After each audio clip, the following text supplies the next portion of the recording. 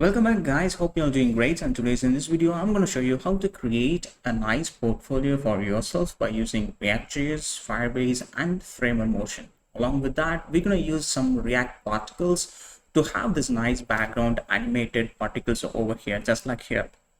So whenever you are moving your mouse, you can see it's animated according to it and it will be resumed back to its normal position, right? So this is a fully functional portfolio where the user can able to contact you, and all the contacted informations and everything will be stored directly into your Firebase cloud. Well, let me show you how exactly we're going to build this project. You can see here we're having this nice UI and it is nice, it's animated. And if I refresh this, and this project is successfully deployed, and you can see we also have some of the animations over here and there. And you can see we have the fixed navbar over here with nice tooltip options, and along with some nice cards displayed over here. And if you hit the option, that will take you to the about position where the user can able to learn about yourself. And if you hit the skill sections, you can able to see the skill sections for yourself with having this nice progress bar along with some bar informations over there. So this options and everything, it's animated perfectly. And if you scroll down, you can able to see your project section. These are just a limited projects. If you wish to add, just like the way that you want to add the projects as much you want, you just need to add some additional functionalities, just like how we did it for contact, right? So over here, if you hover it, we can able to see the title of that project, and if you hit the GitHub link, that will directly take the user to that particular Git, so the user can able to see. Along with that, if you wish to add some live link, that's also you can do that. And if you scroll down, you can able to see we having this nice contact section where the user can able to contact the user. So let's say they can type their email address and their first name, and they can type their message, I really love this project, something like that. So once I hit the send option, you can able to notice at the top right, we have a nice toast animation which is built completely from the ground, and it will be go back instantly, right? And this, it's completely responsive. If I hit inspect the elements, and then we keep it over here, and you can see this is completely responsive, mobile responsive. You can see that, see, all right? How cool is this? So I hope you guys will definitely enjoy this project. So without wasting your time, let's jump into the video. All right then, so all we have to do is to click the link in the description below where you can able to find the starter template. So that will take you to this official, the GitHub page where you can able to download the starter kit, where I already configured the Tailwind CSS and all the necessary folders and files and assets and everything. It's been successfully copied, so you don't have to worry about the assets files and everything whatever I use in this project, right? All you have to do is to go ahead and click the link, or directly download the zip file and extract the folder. If you are using Git, and if you are already installed the Git in your machine successfully, please follow the step over here, or else just download the zip file from here. So I'm going to open a terminal.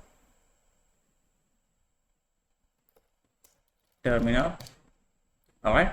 So I'm going to navigate to my desktop folder. So desktop, and over here I'm going to create the clone of that project. So let's say git clone, paste that link, and type your project folder in what name that you want to create over here. So I'm just going to say React portfolio September or something. So hit the enter. So that will start the cloning of the complete project, and it's done. And where is that folder? Oh, here we go. Let me bring it to the screen. All right, so now I can see that folder. So let me open this. So let me navigate to React September folder, and let me open it in the Visual Studio Code. All right, there we go. So now you can able to see the project with all the necessary project folders which is needed. And if you open the source folder, you can see all the assets which we used in this project and the components and all the config. Of course, all these things are just empty, nothing in it. So everything is just empty. All right. So if you go to the index.js, you can see, of course, you can see the app file which is coming from your containers folder, which is the root file of everything. All right, and it's already pre-configured with the Tailwind CSS and everything. We don't have to do anything at all. Just clone it, and you can straight away start just like how I'm starting right now. So you can build along with me, or you can download the complete source code from the link below. Okay, so all we have to do is to just open up your terminal. In this case, we are using yarn. So if you are the user using npm, feel free to use npm. If you are using yarn, you can just say hit the yarn. If you're using npm, just type npm install. That's all. That's it. That's all you need to do. So hit the enter. So this might take a while to download all the necessary packages, which I already installed in this package registration. You can see all these packages are already installed. It's need to download locally in our local project, so it will take some time, so please wait until it's successfully downloaded. All right then, so in this case the project files and everything is successfully downloaded. So let me start this project. Let's say yarn start, hit the enter. So that will trigger our development server, and here we go. If Tailwind CSS everything is working properly, we should get the app text in the center.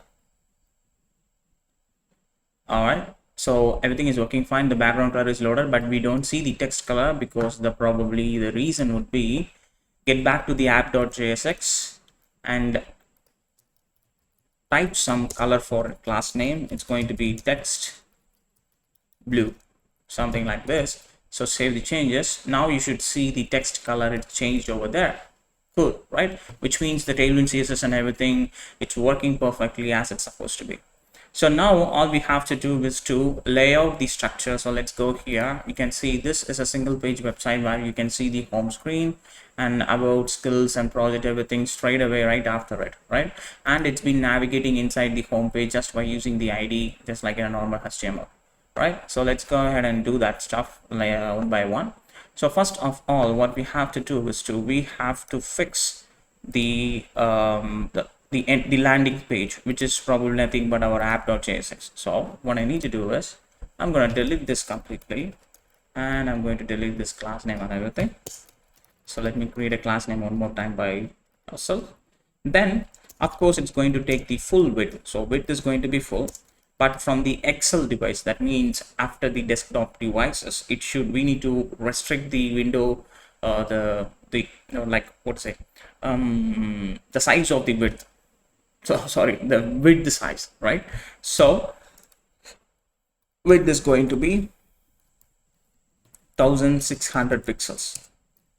All right, then padding and top and bottom, I'm just going to say 32 pixels normally for in every devices, and px from left it's going to be 4, but from the large device onwards, the padding that px it's going to be 12, and padding right for the normal devices, that means for the mobile devices, from the mobile device onwards, it should be the padding right should be 4, but from the large device onwards, the padding right should be 32, because that's the space we needed for this particular the navigation bar. So that's for that purpose. All right, so let's write a comments over here. First we need to create the header, which is nothing but that navigation bar. Then we need to come for the home container, which we need to build. Then we need to go for about container. Then we need to go for skills container. Then we need to go for projects container and contact container, and over here, which is going to be the footer container. And on top of everything, we need to bring that particles container, which is nothing but that nice particle which is loaded at the back of our website, right? So we need to keep it at the top of everything. So let's go ahead and fix the header, which is coming from your containers folder. Inside the header, we don't have anything. So let's import the header first. So header, which is coming from, this is not supposed to load like this. This is supposed to come from header. So save these changes. Now you should be able to see the header over here. Okay, so let me bring this guy over here and keep it side by side so we can see clearly. Okay, so let me get back here and let's give the class name and let's give the text color. It's going to be white. Let's see. Okay, nothing changes. And let's give me a paragraph color.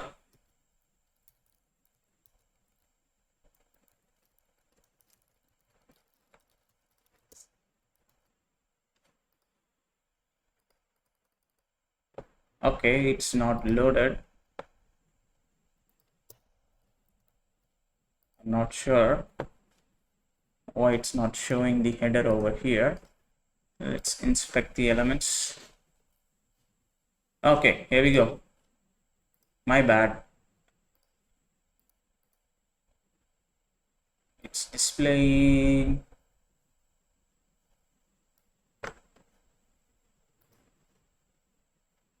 Why it's going somewhere, I'm not sure.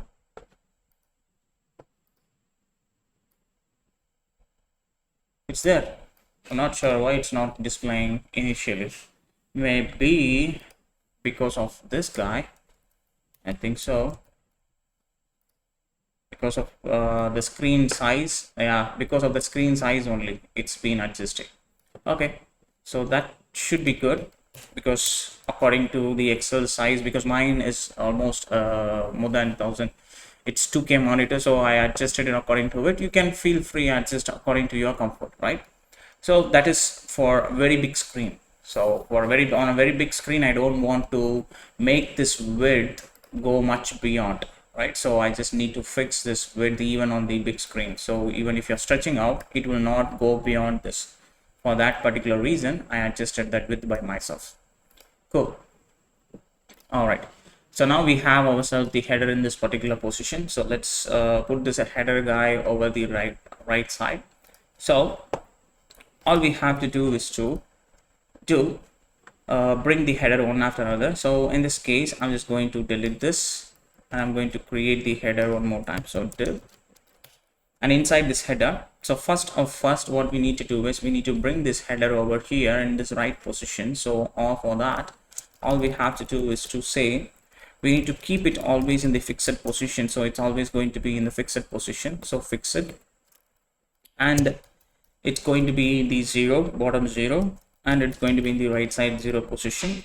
But on the large screen, because you can see here in the small screen, if I move this to a small screen, you can see it's automatically jumped to the bottom.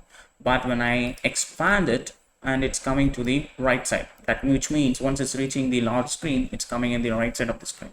So for that reason only, by default, we are keeping it in the bottom, but from the large screen onwards, we are making it to top 0. Okay, so basically this, it's a complete layer. You can see this one is a complete layer, and inside that we having this small layer. So that's what we are trying to do here. Okay, so here, and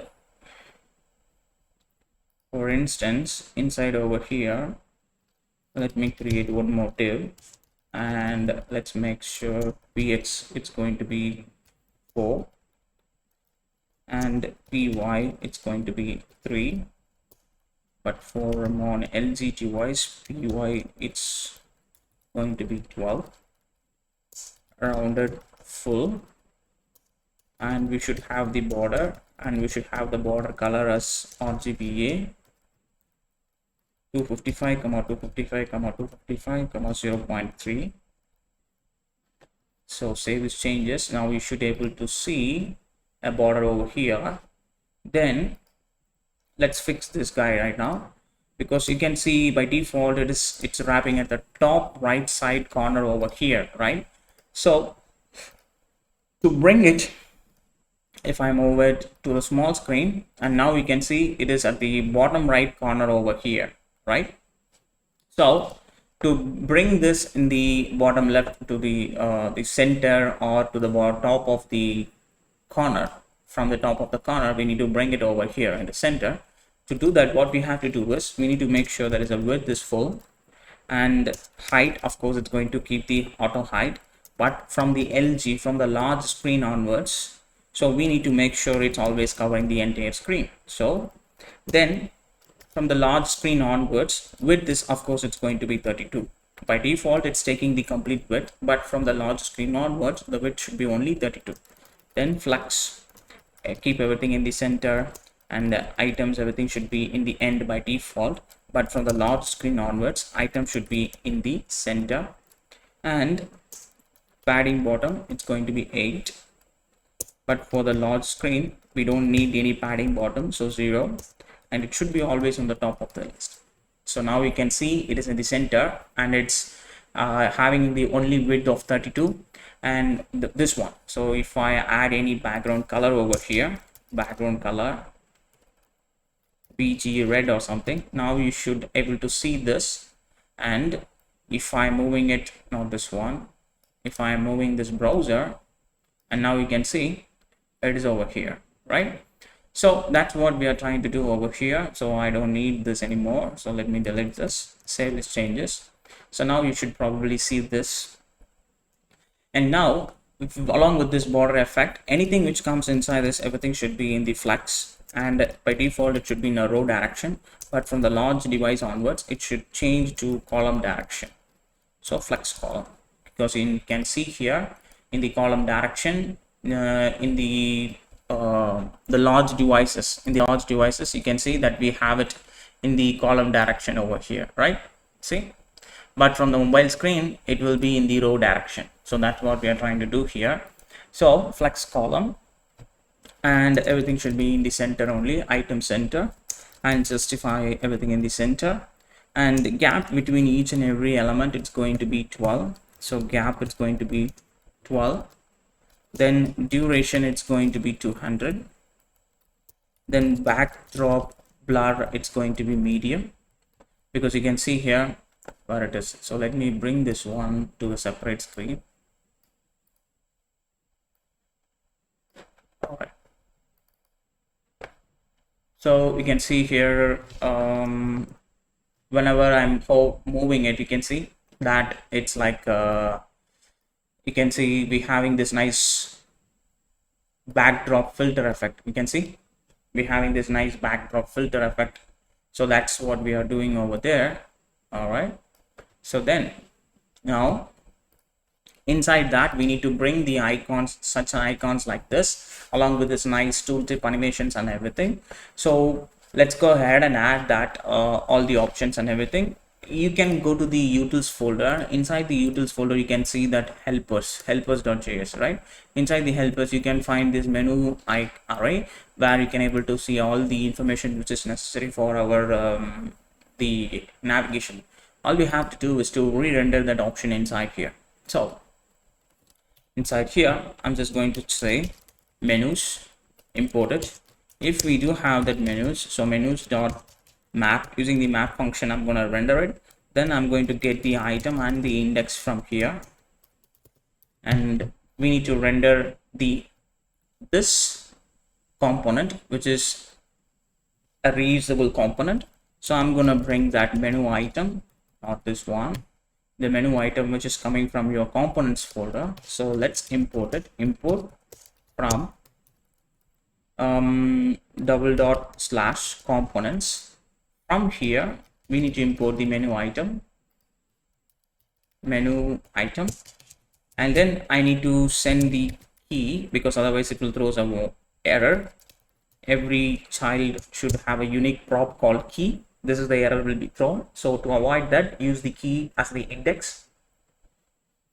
Pass the index for your key. Then I need to supply the menu, open it, item. Then I need to supply the index also, because these are the props that we going to use inside our menu item. So save these changes. So now inside, let's go to the menu item. Okay, now we can see we can see this icon is enlarged. That's the reason, is because it's rendering the menu items over there. See, you can see the menu item, and menu item. So now what are the props that we need to use? So I need to bring the menu and the index as a prop, so that we can use it inside here. Menu and the index, these are the two props that we are passing it into this component. Okay, so now all we have to do is to fix this navigation menu along with this tooltip animations and everything. So let's go ahead. So first of all, I'm going to remove this, and I'm going to create an anchor tag.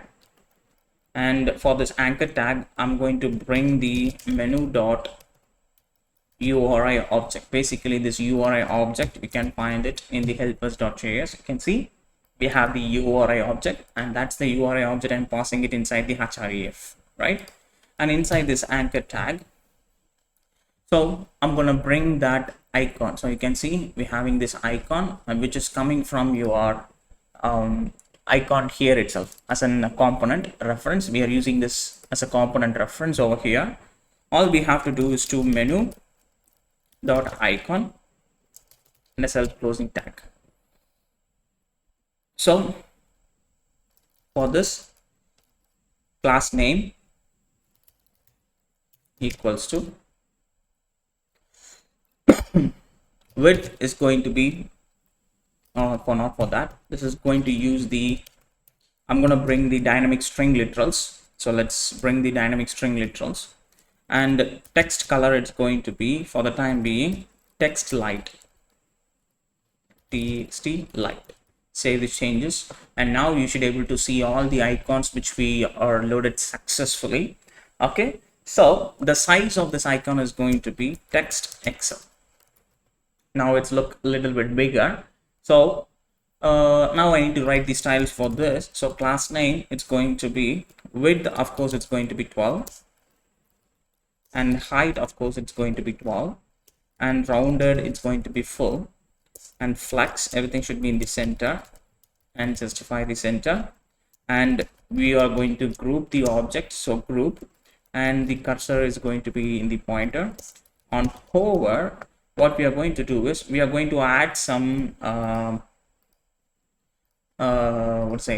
we need to add, whenever I'm hovering it, we need to change the color, right? Just like here. So to do that, all we have to do is we need going to say VG gradient to bottom right, VG gradient to bottom right, from top to bottom right. So hover, on hover, from the primary color hover to the secondary, that which means the linear gradient from the primary to the secondary, that should happen only when you're hovering it. That's the reason we are adding hover. We are prefixing the utility classes with hover. So save the changes. Now whenever you're hovering it, you should be able to see that color changes over there, right? It's looking nice. So then whenever I'm hovering it, I need to change this text color also, right? So to do that, all we have to we can do it easily, like using the group hover object, just like this. Group,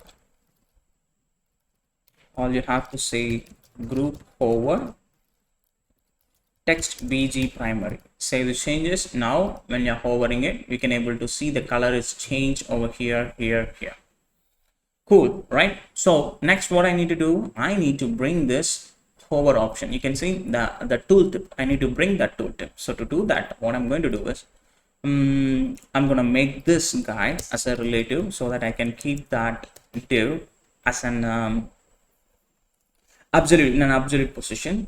So, and I'm going to use the motion framer motion, so to make it look nicer when it's coming in and going out. So to do that, I need to import animate presence and the motion. So then this is the tooltip. Over here, use the motion.div.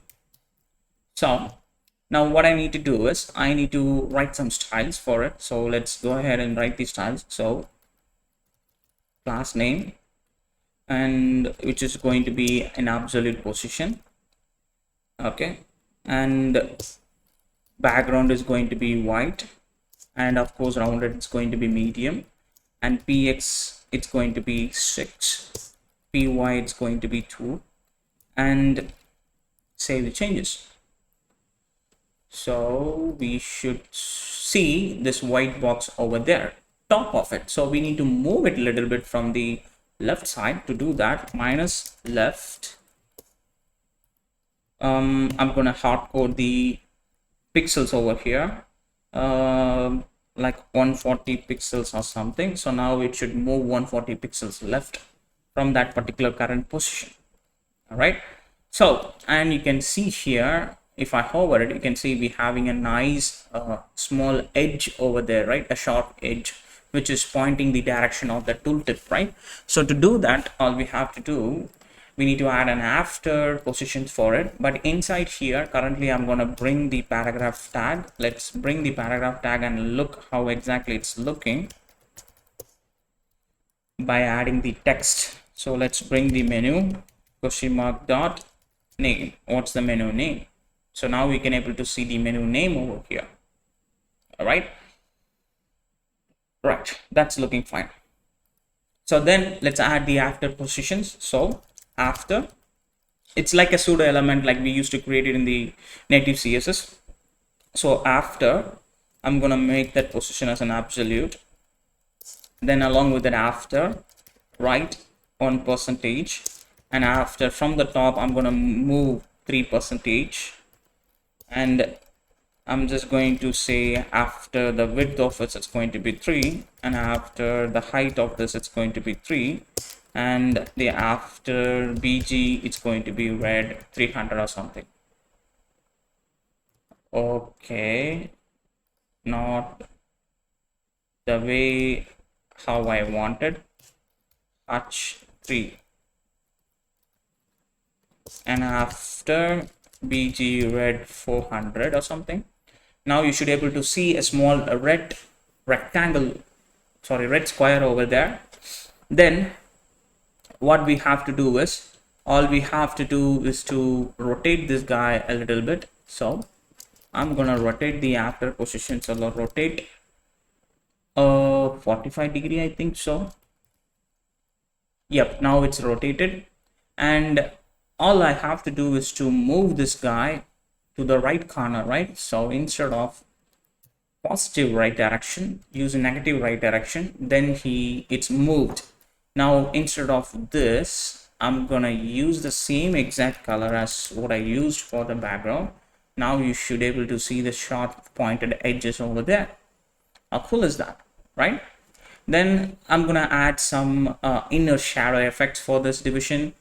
So we can add that just by adding it over here, like using the style properties, styles, open it, box shadow, and I'm going to add an inner shadow. So let's use the inset property, and 0 pixels for both top and left and bottom and right. Then 10 pixels for the blur effect, and the color 0, 0, 0.4. So save these changes. Now you should be able to see a nice inner shadow effect for this this division. But this division is not supposed to view every single time. This is supposed to view only when you're hovering it, right? So to do that, all we have to do, so let's create a state to monitor that. So what I'm going to do is, so I'm going to say use state, make sure that is imported over there. Then I'm going to use the use state snippet, and let's say is forward. So this is the state I'm going to create. So by default it is going to be false, but just for false, let's keep it false, right? So what I'm going to do is, so this complete division needs to be displayed only when I'm hovering it, right? So what I'm going to do is copy it, and I'm going to wrap this inside the animate presence. So the reason why I'm wrapping it inside the animate presence, I will show you why.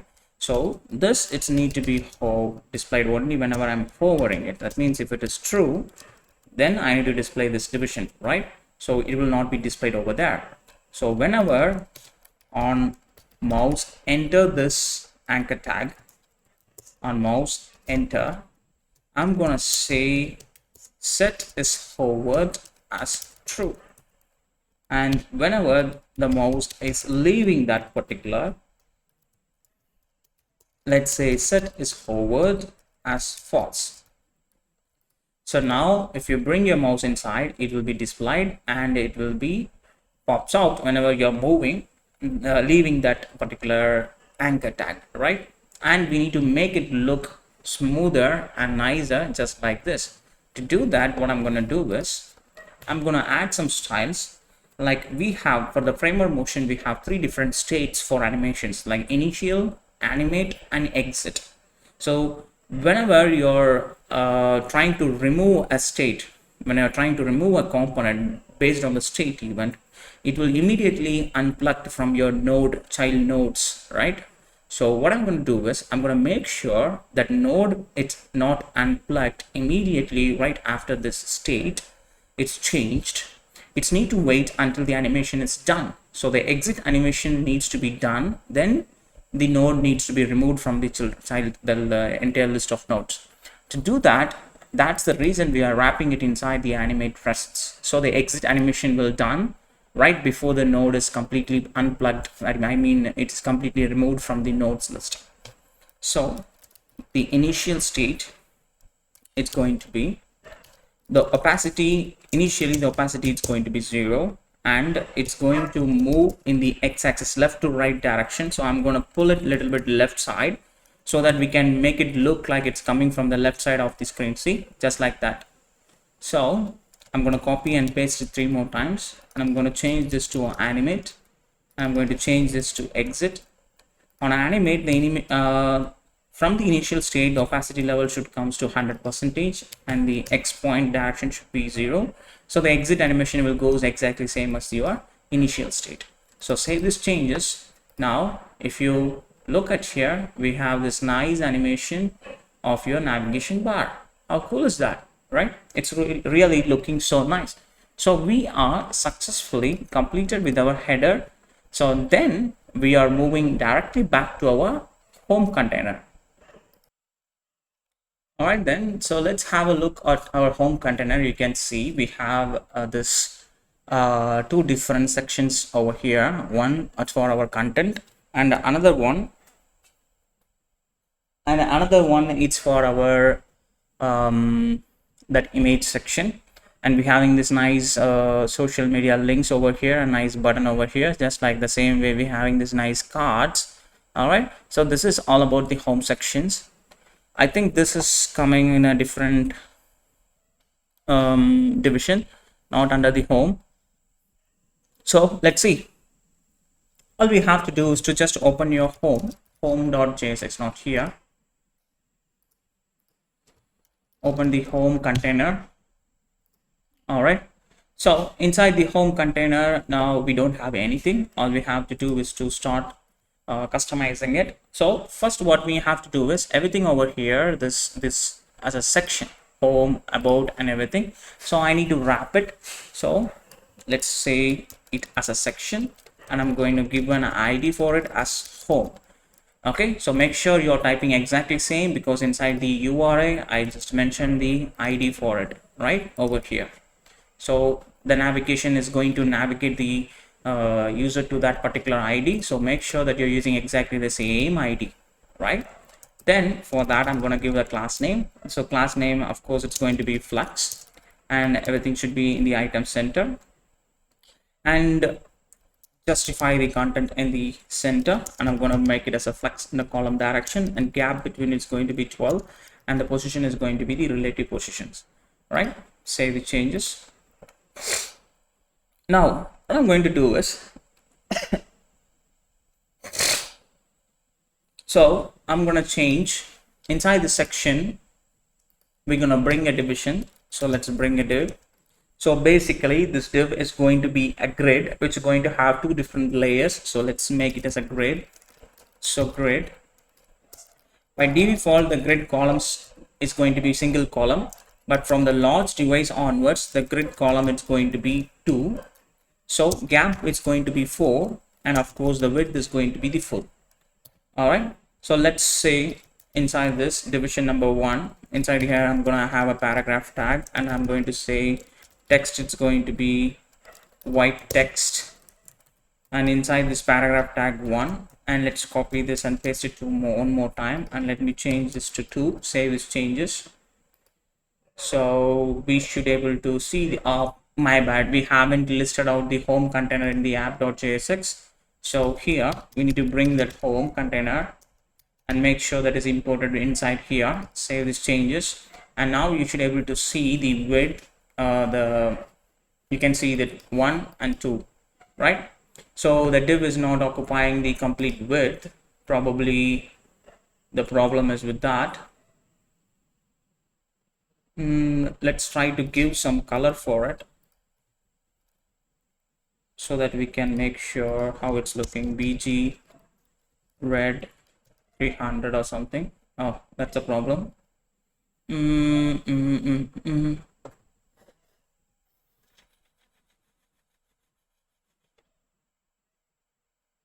Okay, my bad.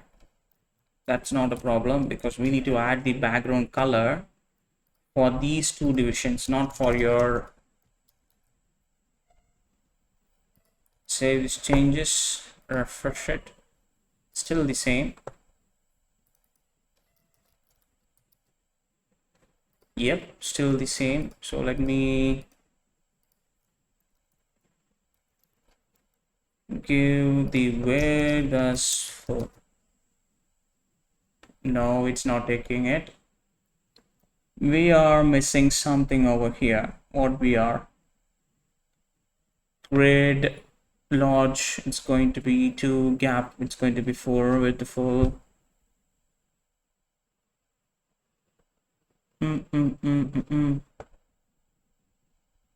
All right, so let's worry about it later, but right now the grid is working. That's all we want. So I'm just going to remove this paragraph. So over here, so for the first one, it's going to be, it's for our content section. So let's comment it as content section. And the second one is for our image section, which is our hero image. Basically it's your image over there. So hero image over here. So right after here, I'm going to create a div, and right after here, I'm going to create one more div. So for that div, what we have to do is, I'm just going to say class name, and width, of course, it's going to be full, and height, of course, it's going to take the full. Flex, item center, justify center, and justify, it's going to be the starting position from the small device onwards. But from the large device onwards, justify content is going to be in the center.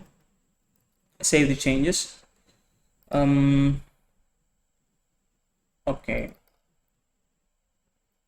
From the large device, item should be center. By default, it is in the starting position. And this is, it should be in the center. My bad. All right. So inside here, I'm going to bring that image, and the image should be animating constantly and infinitely, right? So let's bring the image and let me show you how to animate it. So for animations, of course, we need to bring two different things. One is animate presence itself, and another one is the motion object. So let's create a motion dot image, a self-closing tag. And for this, I'm going to bring the source. Basically, the source is coming from our assets folder, hero. You can see it's coming from our assets folder. Then now let's see, you can see the image is loaded successfully over here. So let's fix the styles for it. So class name and width, of course, it's going to use the auto height automatically, the screen height and the width height wherever it's loading. So then always it should contain the entire image, right? Then what we have to do is we need to add some animations for this. So initial state of this, it's going to be y position, it's going to be 0. Okay, but on animate, what I'm going to do is I'm going to give the array of value for the y position, like -10 comma 10 comma -10. So while animating, these values will be completely oscillating back and forth, right? So we need to make sure it's oscillating back and forth just by adding some transitions. So transitions, open it. So I need to make sure that it's repeated for infinite times. So infinity, then duration, it's going to be 2, like 2 seconds, it's enough. And ease, it's going to be in a linear direction, like a straight line, just like that. So save these changes. Now you can see it's animating perfectly fine. If you want to make sure that it's if you're increasing this duration effects, so we can see some changes over there, like very slow oscillations. if you're reducing it, it will looks like it's moving a little bit faster. So I'm going to keep it as 2 because 2 is much better when it's compared to any other thing. So I'm going to keep it with the 2 itself. So then I need to work on the left side section, which is this, right? So what we have to do is, let's go ahead and bring the this hero section, the name section, which we have. And you can see this is the typical part that we need to create by ourselves. We are not using any typewriter scripts or anything else. We created it completely from the scratch. So let's go ahead and do that. So inside the content section, so what I'm going to do is, this is the place where the content section is getting started. So class name. So for the content section, of course, it's going to take the width and the height as 100%, then flex, and everything is going to be in the flex column direction and everything in the center. And for the large device items, everything should be in the starting position, then justify in the center, and the gap between each and every element is going to be 4.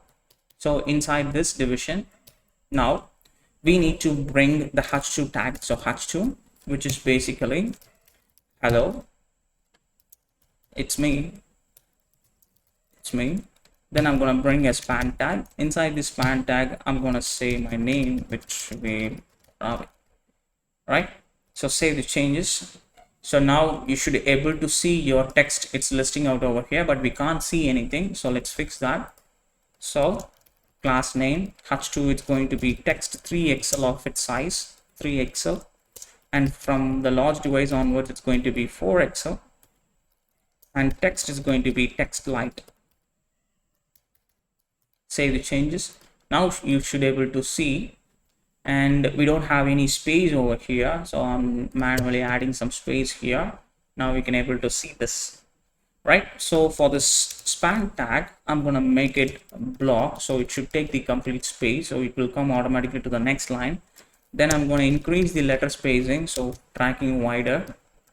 Then let's increase the size it for the small device, but from the large device onwards, text size is going to be 6xl, and margin top from the I'm increasing the space from the top, so margin top is going to be 4, and text color is going to be white color. So not too white, it should be text white. Now you should be able to see the text color in a different, much brighter, right? So then what we need to do, we need to work on this typewriter part. So what I'm going to do is, right after this h2, this is the place, this is where we are creating ourselves a typewriter. So h2 again, and I'm just going to say, and I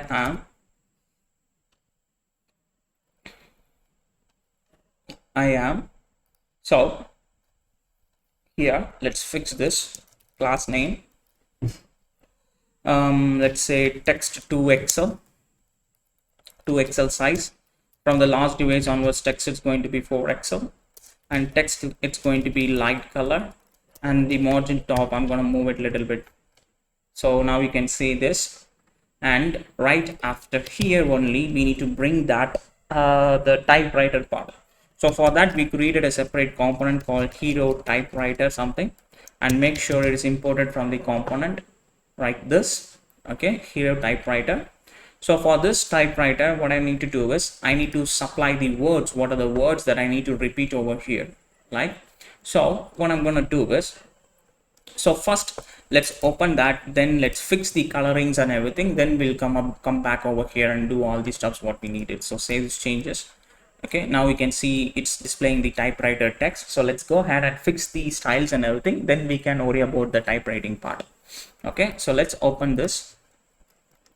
So what we have to do is, all we have to do is to change the styles. So I'm going to bring a span tag. So let's say span tag, because it is inside the h2, right? So I'm going to create a span tag, and the color of it is going to be, so let's change the letter spacings then, and you can see here it's having a gradient effect, right?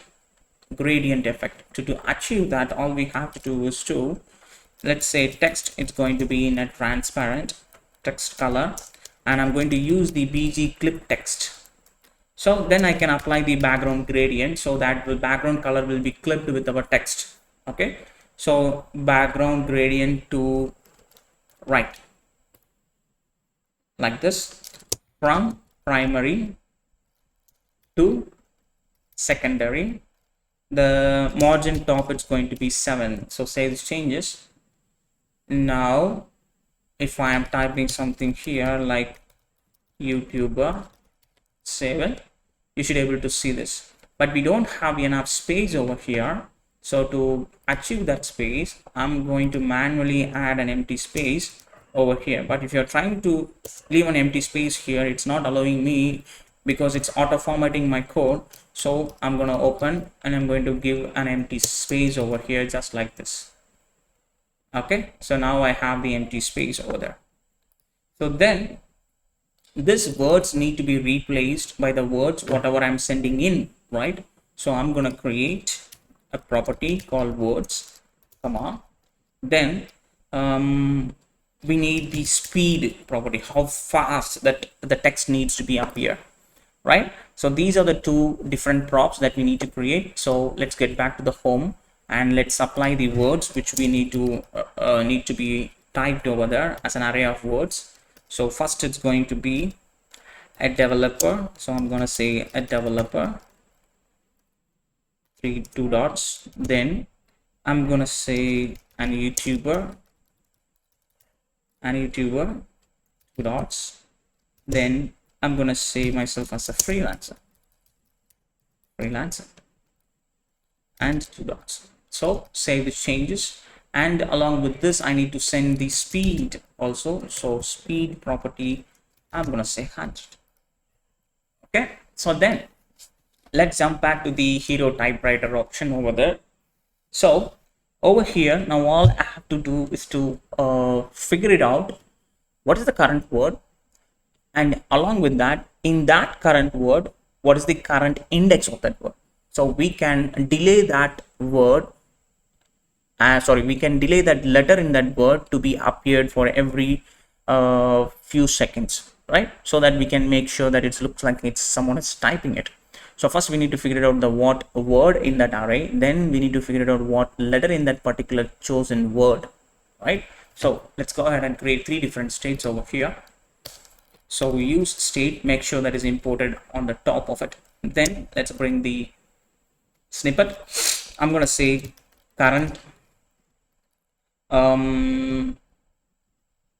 word index.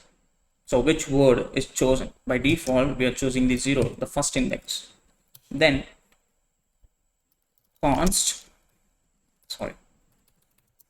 use state snippet as current text, the letter of that word, which is empty initially.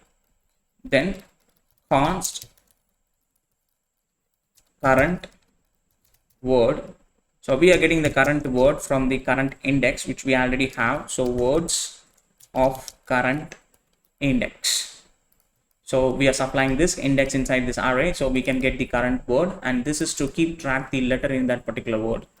Then I'm going to create a use effect method, use effect hook, open, and it has 2 different parameters. One is the callback, one is a function, and another one is the dependency injection. Then let's say character index to figure out which letter is being loaded. Initially it should be 0. Then const, we're going to create a typing intervals for each and every letter. Typing interval equals to set interval. We're going to use the set interval method. So this set interval, the interval time of the letter is based on the speed property, whatever we sending. Usually we used to type the seconds over here like 1000 or 2000 in milliseconds. So that will set the time interval, but in this case it is going to be depend on the speed which we already supplying it from here, right? So I'm going to use that.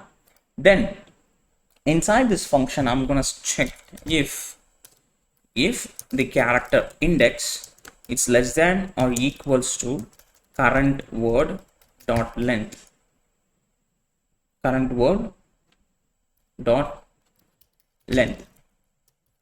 So if the character index is less than the current word length, then that means we still have something to process in that word. So then I'm just going to say current text, open it, current word dot slice.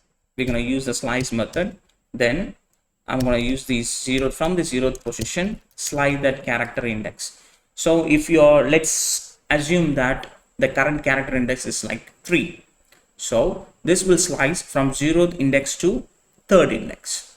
If it is 10, it will slice from 0th index to 10th index. So you will have some several words in between those indexes. So that values will be set up over there. So this will be constantly upgraded every several time, and it need to be repeated for the several infinite times, right? So once the first word is completed, it's need to move on to the next word, right? So once this is completed, I'm just going to say character index plus plus. So this will get a chance to check every single every time once it's printed the first letter, it should move on to the second, third, fourth, fifth until it's failed with this condition, right? If else, if it is not, if this condition gets failed inside this else part, so set current index, current word index. So this time we are taking the current word index, and I'm going to call a callback function, and I'm going to get that previous index over here, previous index.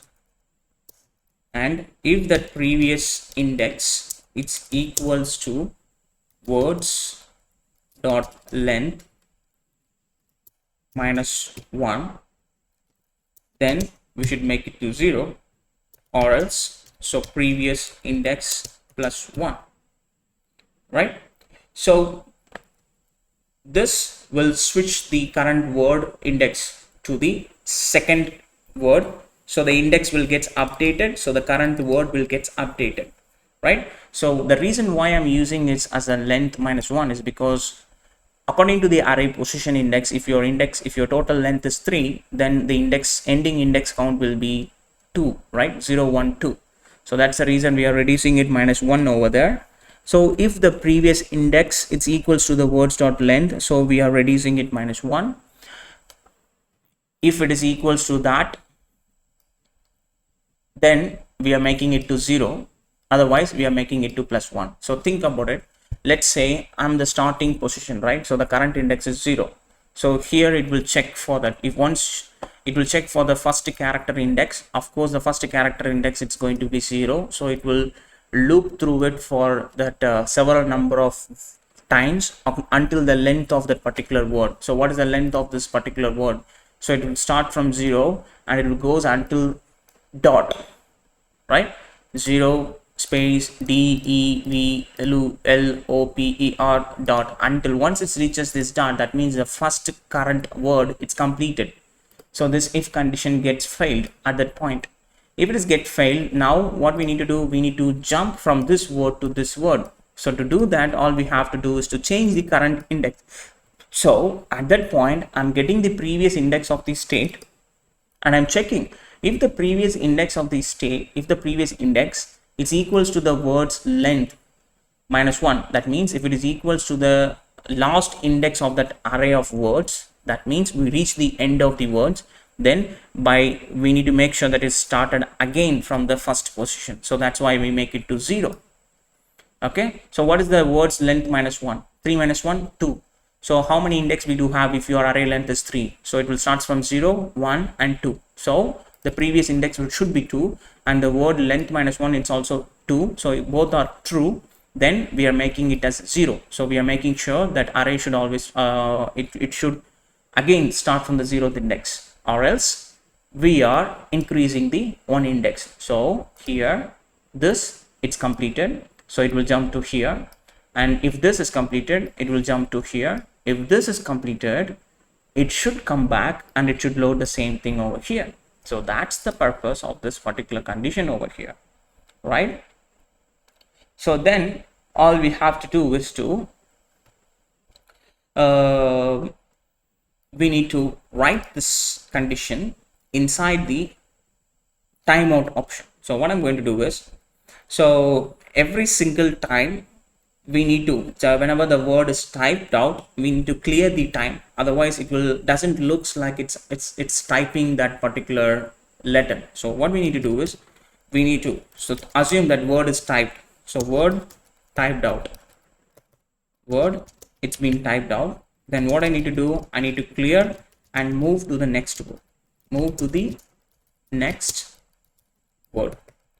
So for once the word is completed, we should have a several gap. So clear that interval gap, that typing interval which we created, typing interval. Let's clear the typing interval, and we need to recalibrate the typing interval again for the next word. So set timeout. Okay, so I'm going to make sure that is waiting 1 second, and I'm going to give that command inside, that condition inside. So say this changes, instead of this YouTuber, so now this speed and everything is clear, and I need to make sure that functions get called. So over here inside the return statement, I'm gonna call that clear interval typing, because this is an event listener. Once everything is done, we need to remove this, we need to remove that time interval, otherwise it will keep on executing in a time loop. So like a loop, as an infinite loop, so it will get overloaded, so our site will get crashed for several times. So to avoid that, we need to remove the time interval. And you can adjust, if you want to adjust your typing speed, you can adjust this timing over here, right? So let's see, and this should constantly change whenever the current word or change, the speed or change, or the entire words are changed. Whenever these properties change, this use effect needs to be re-rendered, and instead of this YouTuber, I need to bring the current text over here. So now you can see it looks like typing the text. Once the word is completed, it's waiting for 1 second, then it's switching back to the next index, and it's constantly repeating the 3 different words again and again because of this conditions. All right then, so now we successfully finished our typewriter, so we don't have to worry about the typewriter anymore. So let's focus on the next thing, which is nothing but our social media links. So let's go ahead and bring that social media links. And what we have to do, so where is the typewriter is being completed, this is the place it's been completed. So right after here, I need to bring this text, so which is nothing but a dummy text. So let's type lorem ipsum over here, so that text will be displayed. Then I'm gonna say class name, and it's going to use the base size, and text is going to be text light color. Then margin top, let's adjust it a little bit, and the text is going to be in the center, but on the large device, text is going to be aligned in the left side, right? So let's see how it's looking in the mobile screen. Look at that, how cool is this? It's completely looking fine. See, we forgot to fix a part in our header. You can see it's still showing that tooltip options, right? So what we need to do is, let's get back to the header and let's go to the menu item. So this, it's not supposed to be displayed every single time, right? That menu item, the tooltip option, it should not be displayed every single time. So what we can do is, we can make sure this is hidden, but it should be displayed only from the large device. So block. So now it will not display that, but when it comes to the big screen, you can see the tooltip will work perfectly fine. How cool is that? So let's close this menu item again, and let's jump back to the home section, and there we go. Cool. So now we have that this paragraph tag, it's working fine. Next of this paragraph tag, we need to bring the social media links. So inside the helper.js, I already create the social media links as an array. You can update your URL over here, or URI. So it's supposed to be URI. Change these things to URI. Fine. All right. So you can update these empty strings with your social media links. You can add as much you wanted. In this case, I'm just adding these 4, right? So let's go here and let's bring those things. So what I'm going to do is I'm going to create a div class name, and which is going to be flex item center, justify center, and the gap between is going to be 16, and margin top it's going to be 16. Then inside here I'm gonna make it look like an animated stuff. So if you are refreshing it, watch over this closely, you can see it's coming like a stagger animation over here. It's loading one after another, so it pops out perfectly, right? So I'm gonna wrap it inside the animate presence. Then what we need to do is we need to bring the social array. So if the social array is loaded, then using the map function, I'm gonna get the item and the index of that. Okay, so for that I'm already created the home social links component. I'm gonna bring that home social link component. So for this home social link components, let's open it. So we need to bring the property. So I need the data of that link, then I need the index of it. So what I'm gonna do is I'm gonna send the data to it. So first we need to bring the key is going to be the index. Then we need to send the data is going to be the item which we have right now in our hand. Then we need to supply the index for the animation purpose. So save these changes. Now you should be able to see the social media links over here, right? Margin top, it's not working. The reason is because it's not imported properly. So now you should able to see the margin is working perfectly as it's supposed to be. Cool, right? So then let's get back to the social media links over here. So inside the social media links, you can see when I hover it, you can see it's having that neon glowing effect. So basically it's just a division which is behind this division, right? So let's go ahead and fix that part. I'm gonna make sure imported that motion package. Okay, it's imported. Then I'm gonna create an anchor tag which is going to be motion.anchor tag. All right, then I'm gonna supply the key over here also. Save the changes, and inside this motion I'm gonna bring the animated presence. Okay, so because I'm gonna trigger this hover animation, so I will show you why the hell I wrapped it inside the animated presence. So I'm gonna bring one more motion.div. Inside here I'm gonna bring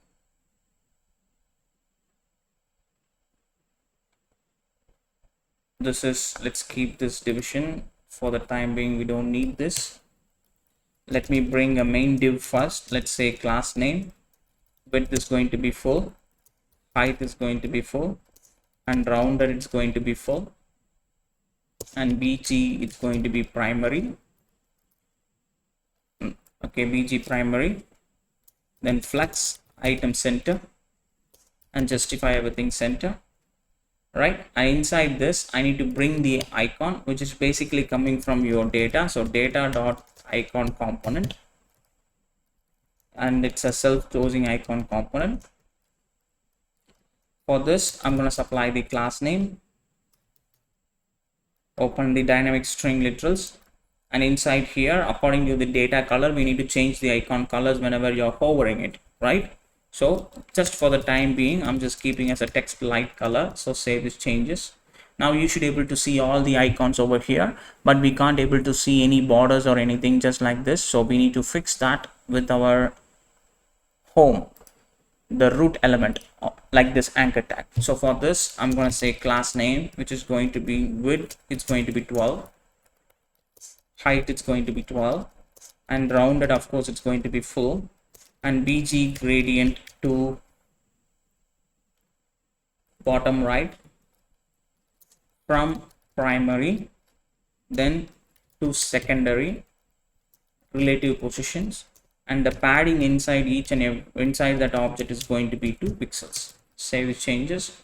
Now you should be able to see we have a nice border effect, but basically we added the gradient effect, right? It's the reason because of this particular division. So let's say if I don't have this color over here, see, this is what it looks like. So I created one more division inside and I adjusted the padding and I make sure it looks like a border effect like this, right? So then whenever I'm hovering it, I need to bring that glowing effect, right? So to do that, what I'm going to do is I'm going to bring right after here, this is that division, the blur division. So motion dot div, I'm going to bring that neon effect over here. So what I'm going to do is equal to class name equals to dynamic string literals. Inside here, I'm going to make it an absolute position. And of course, it should take the inset 0. And blur, I'm going to make it as medium.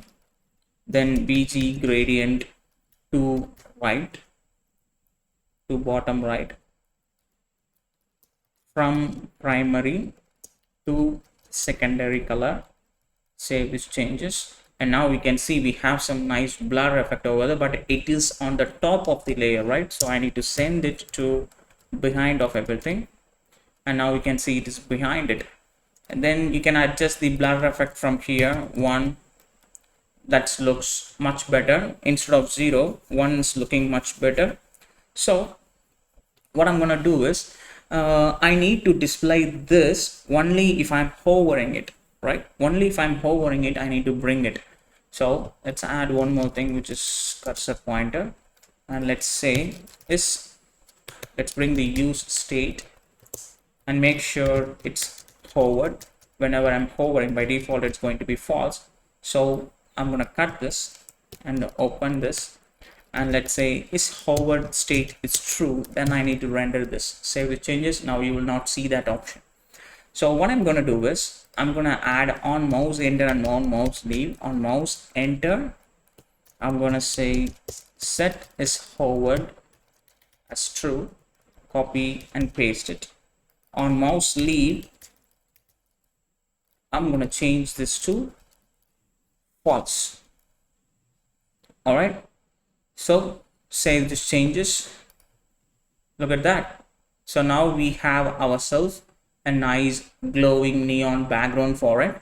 So, and all we have to do is to make sure this is navigated to that specific point. So we need to give that URI object, which is coming from our data in our the helper.js. Then we need to make sure that the stagger animation is nicely done over here. So to do that, initial, because right now if you are refreshing it, nothing is happening, right?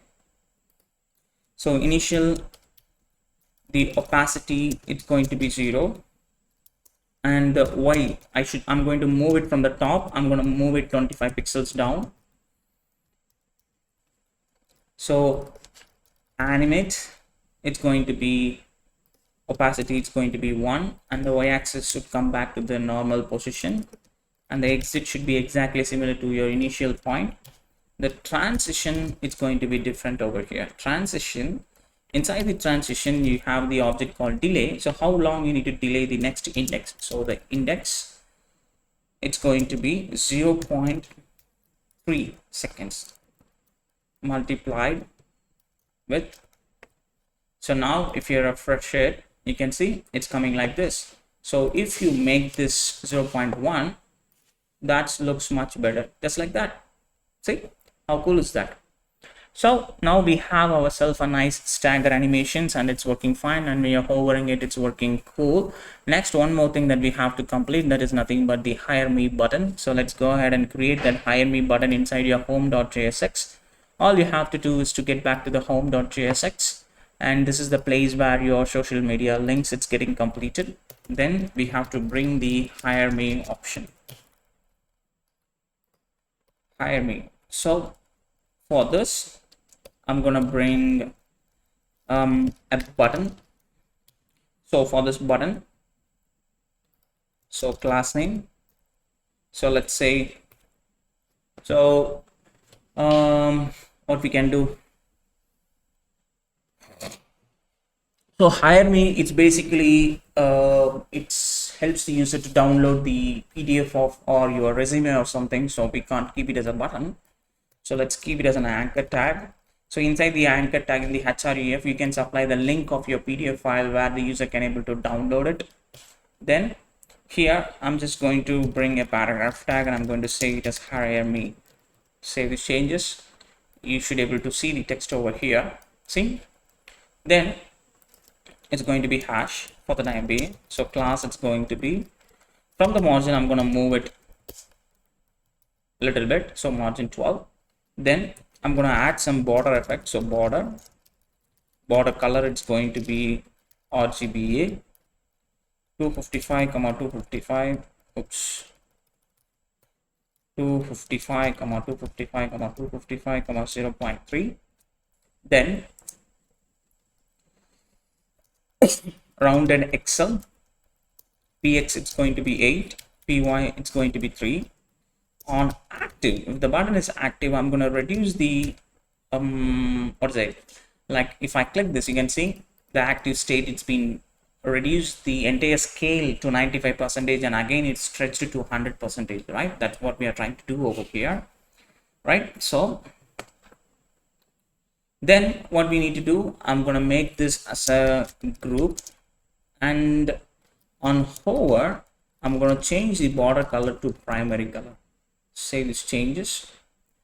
So the px is not working, so the padding is not working. Why? I think we didn't added the pad. Instead of that, it's added the placeholder. px is going to be 8. Save the changes, and now you should be able to see that nice button over there. And for this I'm going to say class name.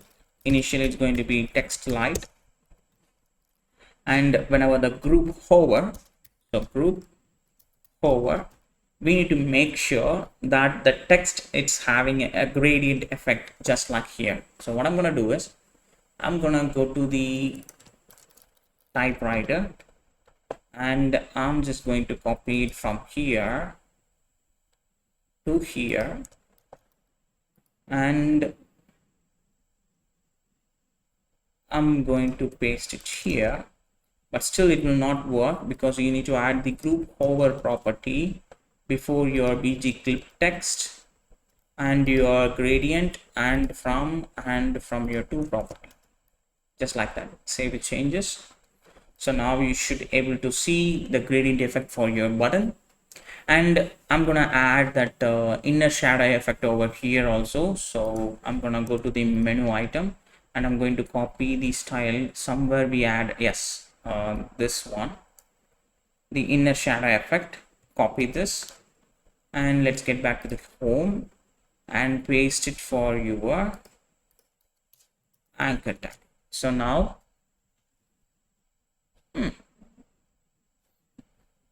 this is supposed to be in white color. So 255 comma 255 comma 255 comma 0.3.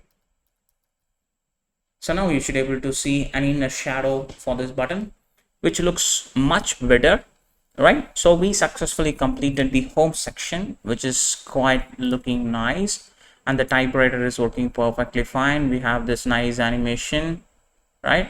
It's working fine, and the hire me button and the home, everything is working fine. So the home section is completed. So the next section is going to be the next thing we need to fix this card.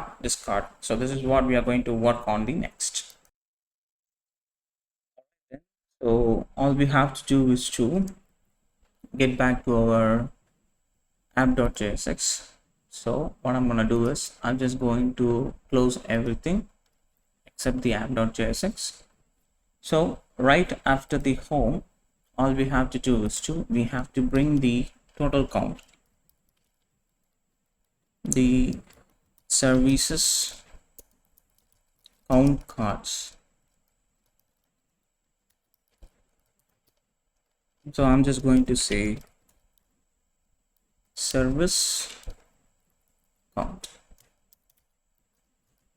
So that should bring the service count over here. Then let's go back to the service count over here. So inside here, what I'm going to do is I'm just going to say class name. Width, of course, it's going to take the complete width. Padding top and bottom, it's going to be 6, but on the large device, padding it's going to be 24. Then margin top, it's going to be 24. Flex item center, justify center, flex wrap, and gap is going to be 8. Inside here, now all we have to do is to bring that each and every cards.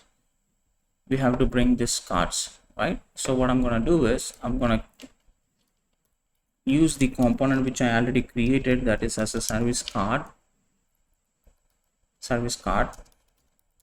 and this service card is going to take two different parameters. Okay, one is the count and another one is the text. These are the two different parameters I'm going to supply for it. So count, which is going to be 1 million plus, then the text, it's going to be happy students. So which is basically it's over here. So let's go to the service card, and all we have to do is to class name, which is basically going to width, of course it's going to be full on small devices, but from the big devices, like from the large devices on, width is going to be 52 and height is going to be 32, and rounded empty, border and border color it's going to be, and let me copy this border color and paste it over there. All right, then flex item center, justify center, flex column, gap it's going to be 2, and let's group the objects. On hover, I'm gonna say border color as a primary color, and cursor it's going to be pointer, relative, bg primary normally. So this is how it looks. Then I need to bring the shadow, inner shadow for it. So to do that, I'm gonna add this style property over here, just like the same thing for our button which we copied last time. Then inside here I need to bring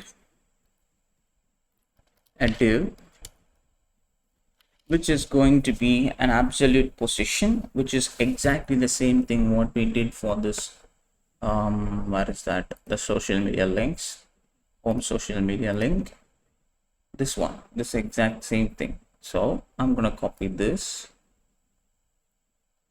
copy, and paste it over here, which is absolute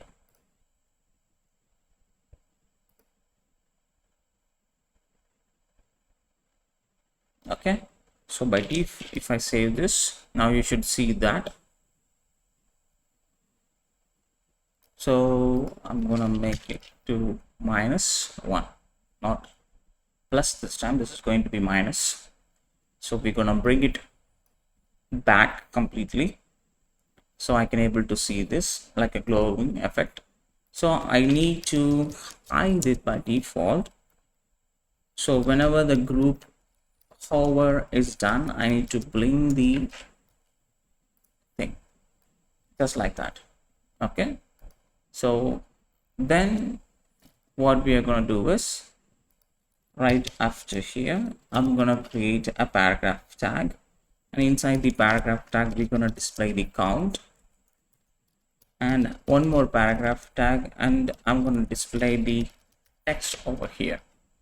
So inside now we have two different text over here, right? So this let me copy this styles and paste it over here, which is going to be a very long list. like this.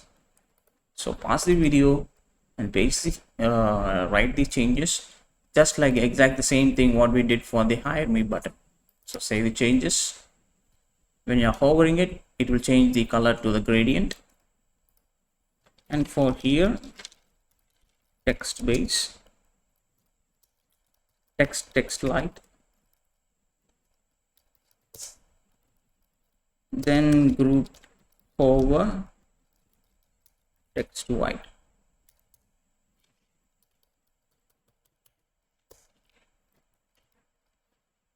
All right, just like this. How cool is that, right? Then all we have to do is to copy this and replace these cards with the different services cards. So just like this.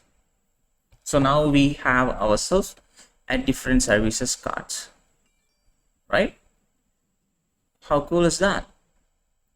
So then all we have to do is to move and work on this about section. So which is what we are going to do next.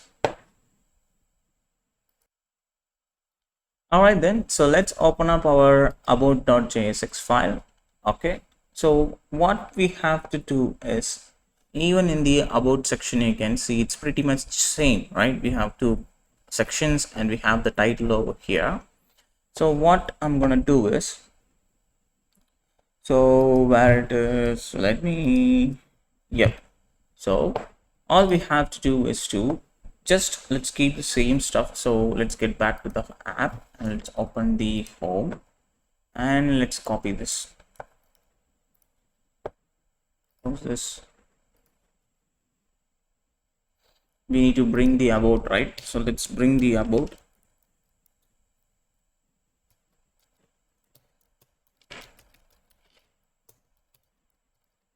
So now we should be able to see the about somewhere over here. See, like this. Then, and let's copy this and let's open the about and let's paste it over here.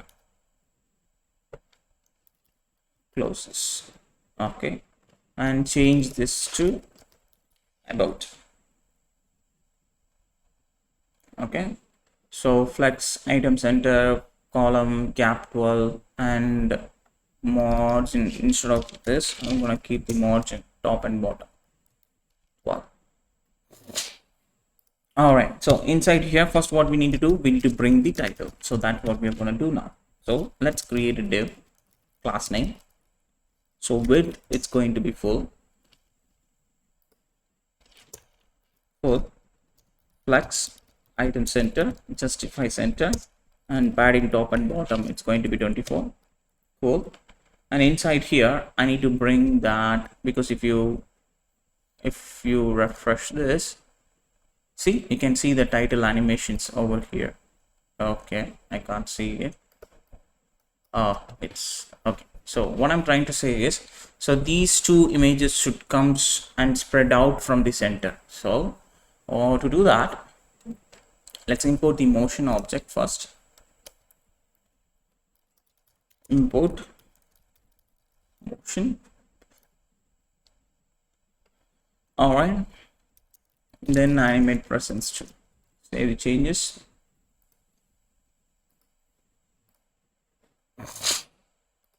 And inside here I'm gonna create motion.div, and inside this what I'm gonna do is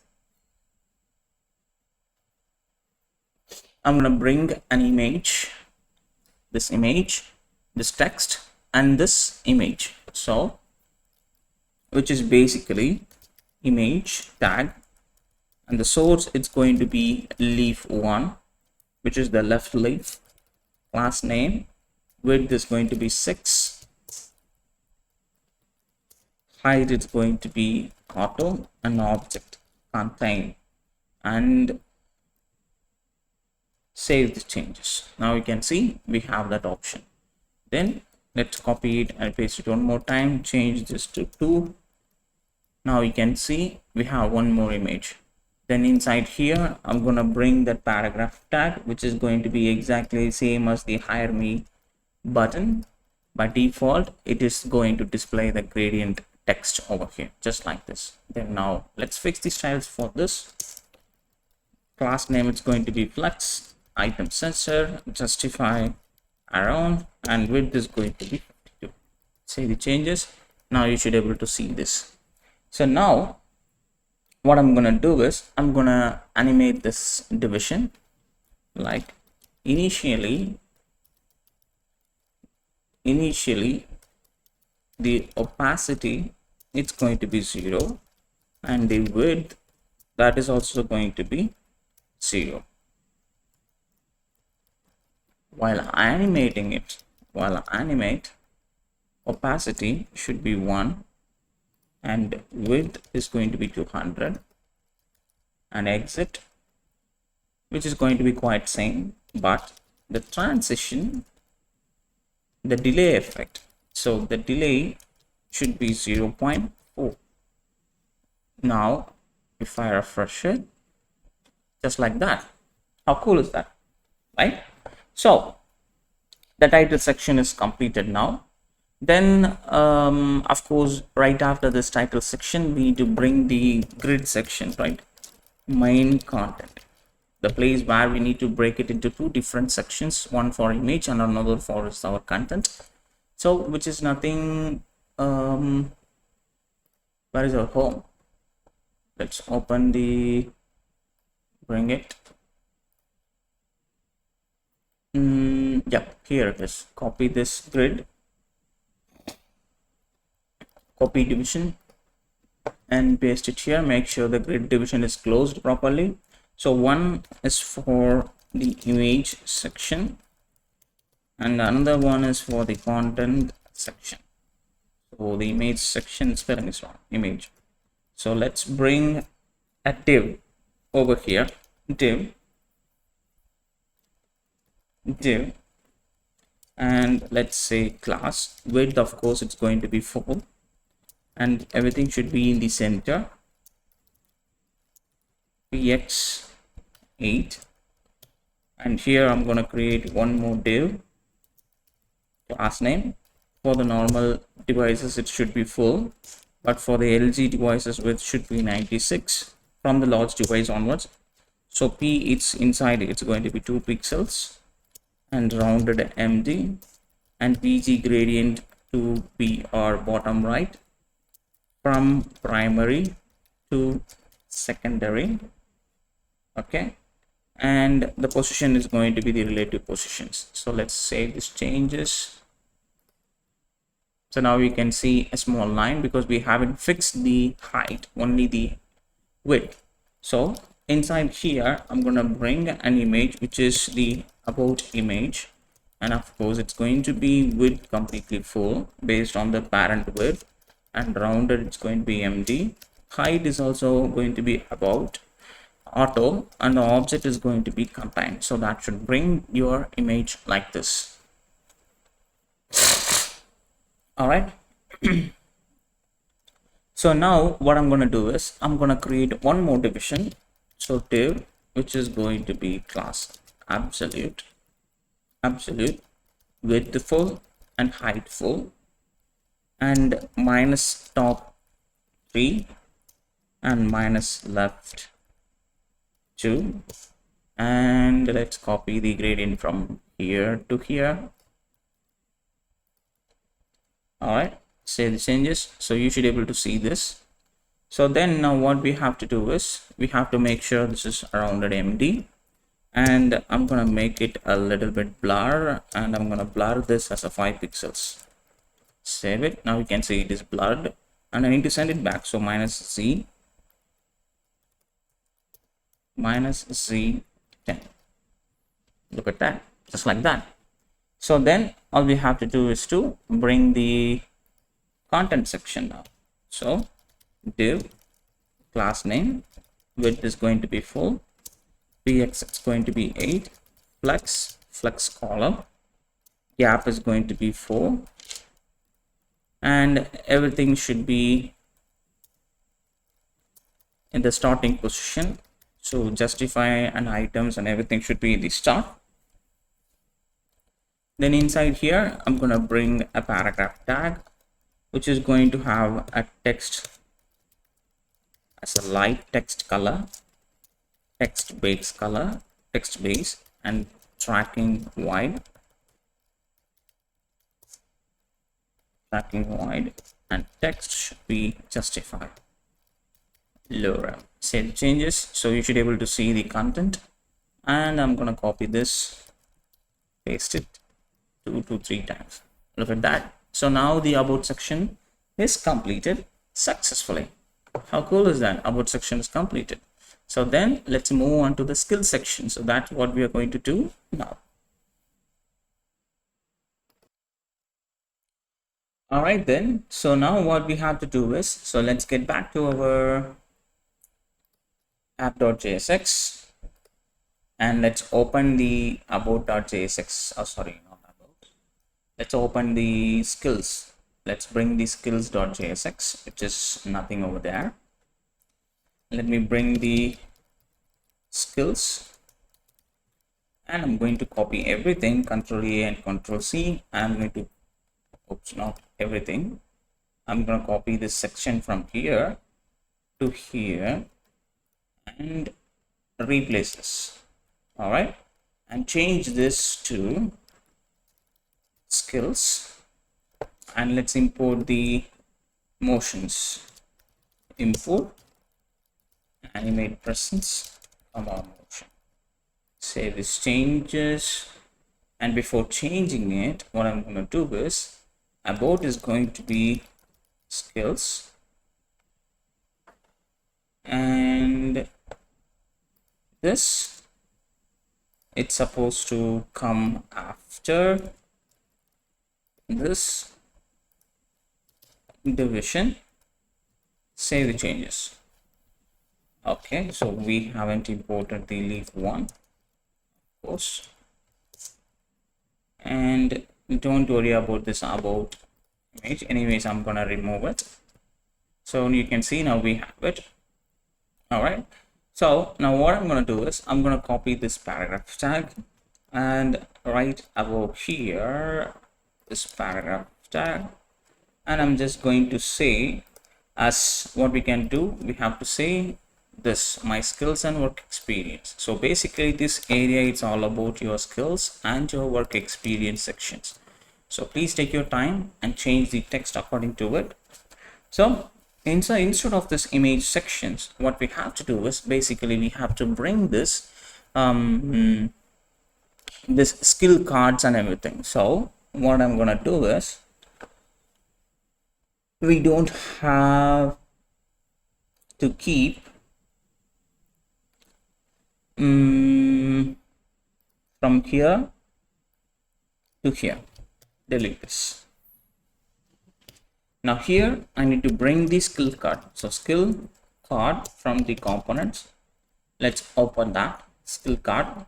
So basically for the skill card, what are the informations that you need to supply? So what is the skill name? So skill, then how much percentage that you are confident about it, then what are the color. Okay, so save changes, and along with that, so we need to give the moving percentage, how you are going to move it, right? So you can see one is pulled back, another one is pushed forward, back, forward, something like that, zigzag. So I'm gonna give the move. So later I'm gonna change this everything according to it. So first I'm gonna supply the skill. So skill, I'm just going to use the HTML5 as the first skill, then percentage 95 percentage, then color I'm gonna give hash ff3f3f. Save changes. These are the things. So let's go here. Currently you don't see anything, just like the skill card over here. So then let's start customizing the skill cards one after another. So what we have to do is fast. Let me enable the board wrap, and let's bring the dynamic string literals, because later we need to change a lot of values based on a state's value. So first I'm going to bring the border. So what I'm going to do is home. Okay, let's type it by ourselves. So border RGBA 255 comma 255 comma 255 comma 0.3. That's the border, and rounded MD. Px equals to 8. Py it's going to be 3. Cursor it's going to be pointer. So now we can see a border around there. Then let's make it as a group, and width of course it's going to be 4, right?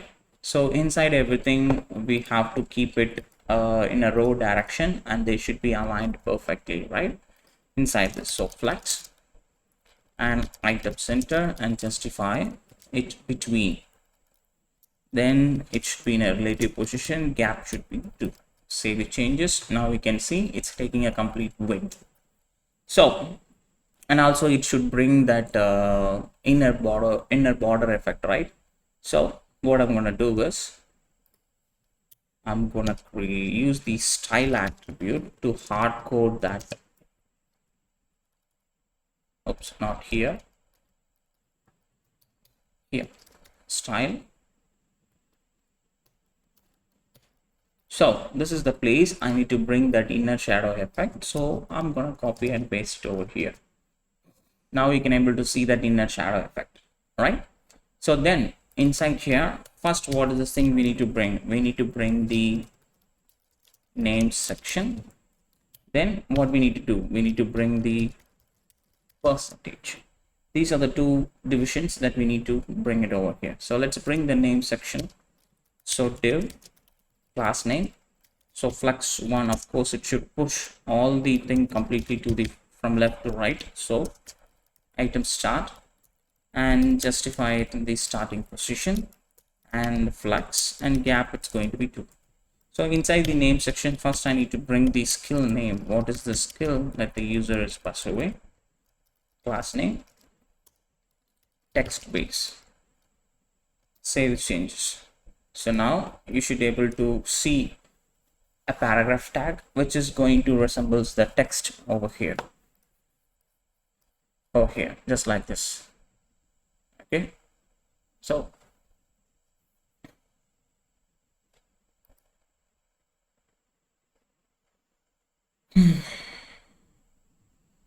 all right.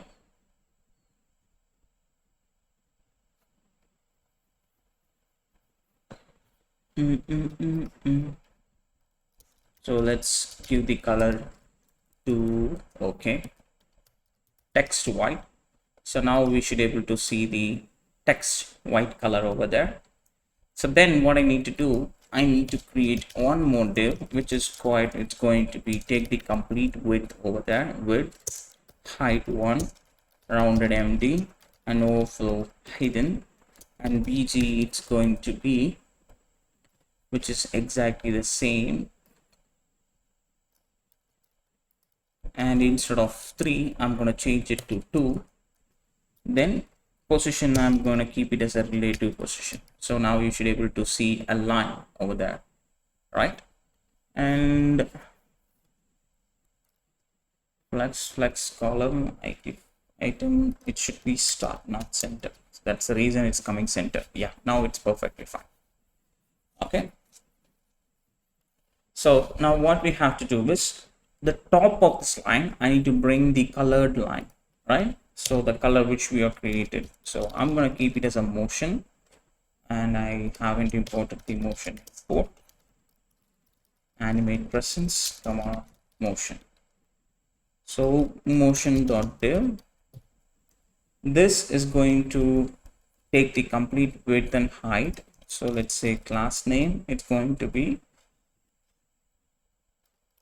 height full and absolute, and top 0, left 0, but the width percentage, it's basically we need to supply it through the we already having the percentage value over here, right? We already having the percentage value. So the background color, of course, it is based on the color property what we have. And along with that, the animation effects also, we need to fix the animation effects. So what we need to do is, initially, the initial state of the width, of course, it's going to be 0, but on the animate state, the width is going to be the percentage, how much percentage it's need to be animated, and the transition, it's going to be duration 1.5. So save these changes. Now you can see we have a nice animation effects over there. How cool is that? Even if you're refreshing it, you can see. Cool. So next, what I need to do is I need to do the same stuff for this percentage level. Okay. So for this percentage level, what I'm going to do, I'm going to create a div. First, I need to bring the box layout. So width is going to be 16. Height is also going to be 12. And rounded MD, relative, overflow hidden, and flex item center, justify center. Save changes. Now we don't see anything because we don't have any background color or anything. So I'm going to give the background color in the style property. Border, it's going to be dynamic string literal, 1 pixel solid, and use the color property what I'm sending it inside. Now you can see we have a border over there, a box over there. Then inside this division, I need to create a motion div, and inside this I'm going to have a paragraph tag which is going to display the percentage. All right, so this motion div over here, it's going to have a class name, width full, absolute, bottom 0, left 0, flex item center, justify center. And for this percentage, I'm gonna say text PG primary. Of course, it's right now it's not going to display anything, and it should be always on the top. And the font is going to be sans, font bold, tracking wider. Right now you can't see anything, but you have the text over there, right? So what I have to do is, so this division should increase the height based on the percentage. So just like the same way, I'm going to copy it from here and paste it here. Instead of this width, what I'm going to do, I'm going to change this to height property, and the color style, I'm going to give the background, which is going to be the color. So save these changes. Now you can see it looks like that. How cool is that? Okay, so all we have to do is to just copy the skills cards according to the colors which we needed. So copy and paste it.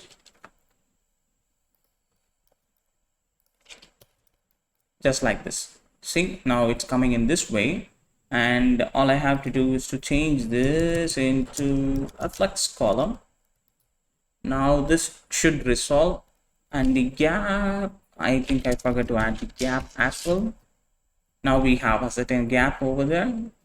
Okay, so then all we have to do is to just bring the rest of the objects. So if you have a look over here, it's pushed backwards and it's pushed forward, right?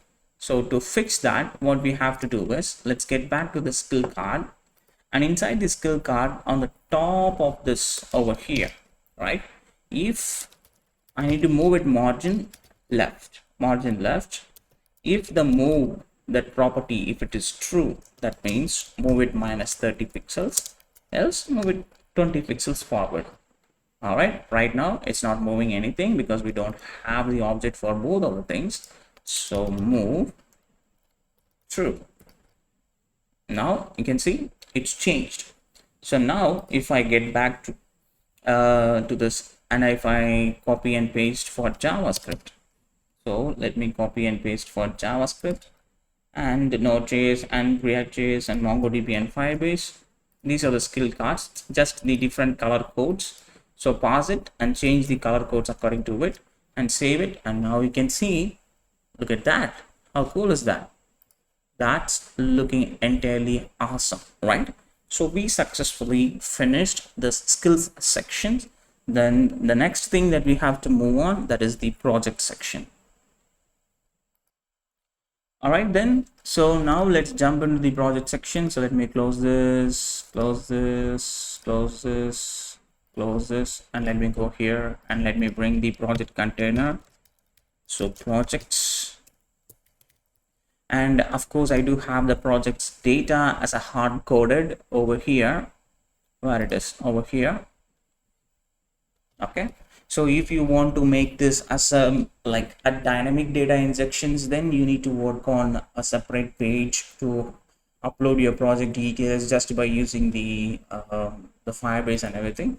But anyways, we're going to use the Firebase for the contact sections to save it lively on the cloud. You can use the same methodology to save your project details directly, and you can fetch it by the time when you are loading and you can display it over there, right? In this case, I'm going to use the hard-coded data which I have in my hand. So what we have to do is I'm gonna copy some stuff from the about, from just like the same thing from here to here, copy, and I'm gonna paste it over here. Then I'm going to import animate presence and the motion. Okay, this is going to be projects. Okay, cool, projects, and make sure these titles and everything is same as that. So projects, and all we have to do is to change this to projects. Make sure that you imported this and you imported this, and so here all we have to do is we have to break this complete grid system inside here. I don't need anything. Okay, so by default it's going to be column 1, but from the large device column is going to be 3 different columns. Gap and everything is going to be same. So inside here I'm going to bring the animate presence, and I'm going to load the project data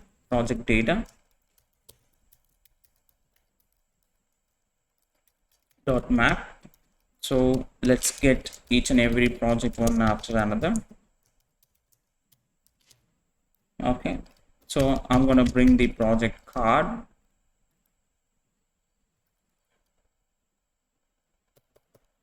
Okay, so we need to create it as an internal card, project card, which we haven't created. So here const project card equals to a callback function and return a div with a text called project card, and this is going to have a property. Just we need to send the project over there, and the key is going to be project dot id, and the project data itself we are sending it over there. Save the changes. Now you should see the project, and of course in the center you should be able to see the project card. It's rendered everything. Okay, so now all we have to do is to customize this project card according over here, just like this, right? So what I'm going to do is this is going to be a motion div. So let's change this into a motion div.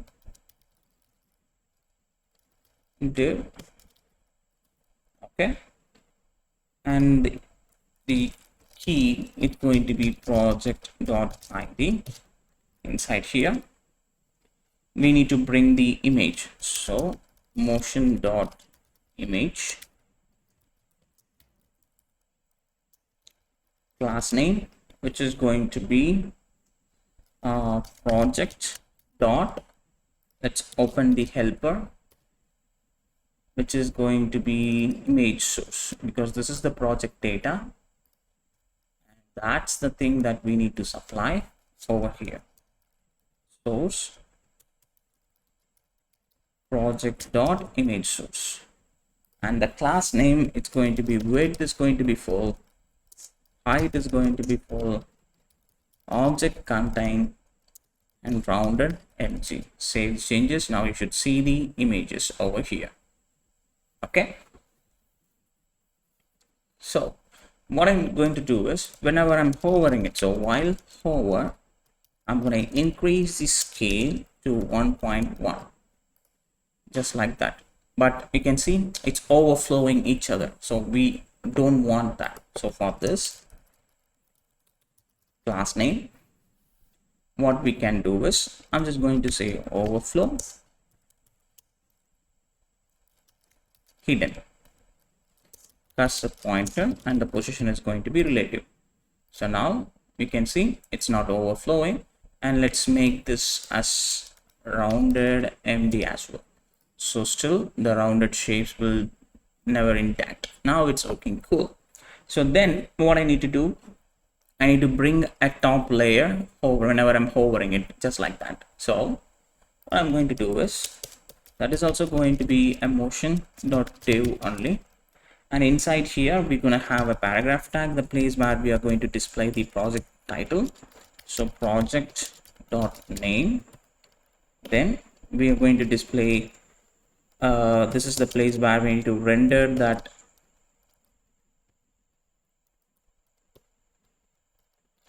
project git URL. So let's say project dot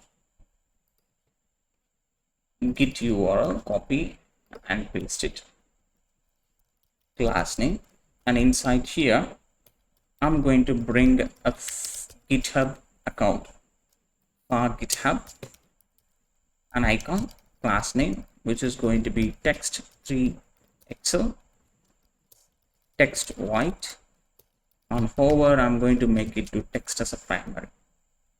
For this text, I'm going to say it's going to be text excel, and color is going to be primary.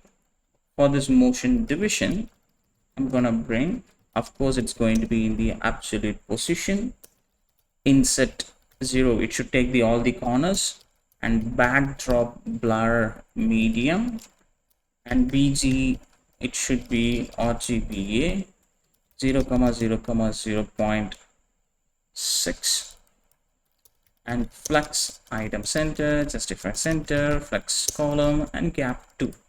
Save the changes. Now you should be able to see all these titles and everything, right? Just like that. But this is not supposed to be displayed initially, so use state and is hovered, it's going to be false. So this should be rendered only if is hovered state is true, then I need to render it, so it will not be displayed anymore. So when I need to trigger it, on mouse enter, I need to call the set is hovered method as true. So then on mouse leave this as false. So now you should be able to see here we have that nice things over here, and which is completely responsive. How cool is that, right? So everything is working perfectly fine. So now we successfully completed the project section. So the next stuff that we need to move on, which is our contact section. So that's what we are going to do next.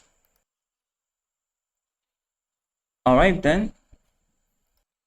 So let's open up our app.jsx over here. Let me close this project data. It's not necessary. So now let's import the contact container over here. So contact container, save changes. And let's get back to our, let's open the projects. And so what we need to do is, so basically I need to copy some stuffs from this page to there. So what we can do is, just like the same way,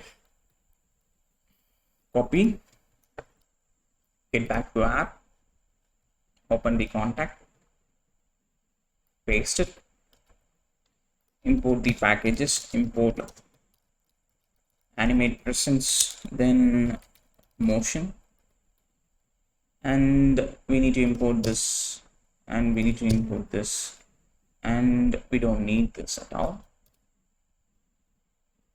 And this it is not supposed to be grid system, so delete it. Then this is supposed to be contact, and this is going to be contact me. Save the changes. Now I should be able to see contact me, and instead of this stuff, what I need to do is, of course it's going to be width full and flex, then flex, everything should be in a column direction, and item center, and it should start from the top to bottom. So start and gap, it's going to be 4. And inside here I'm going to create one more div. Of course it's going to take the complete width, but from the LG screen, the large screen width, of course it's going to be only 600 pixels, and padding inside it's going to be 2. Flex column, item center, justify the starting position, and the gap each and every object should be 4. So what we can do is, let me enable the word wrap so you can see it completely.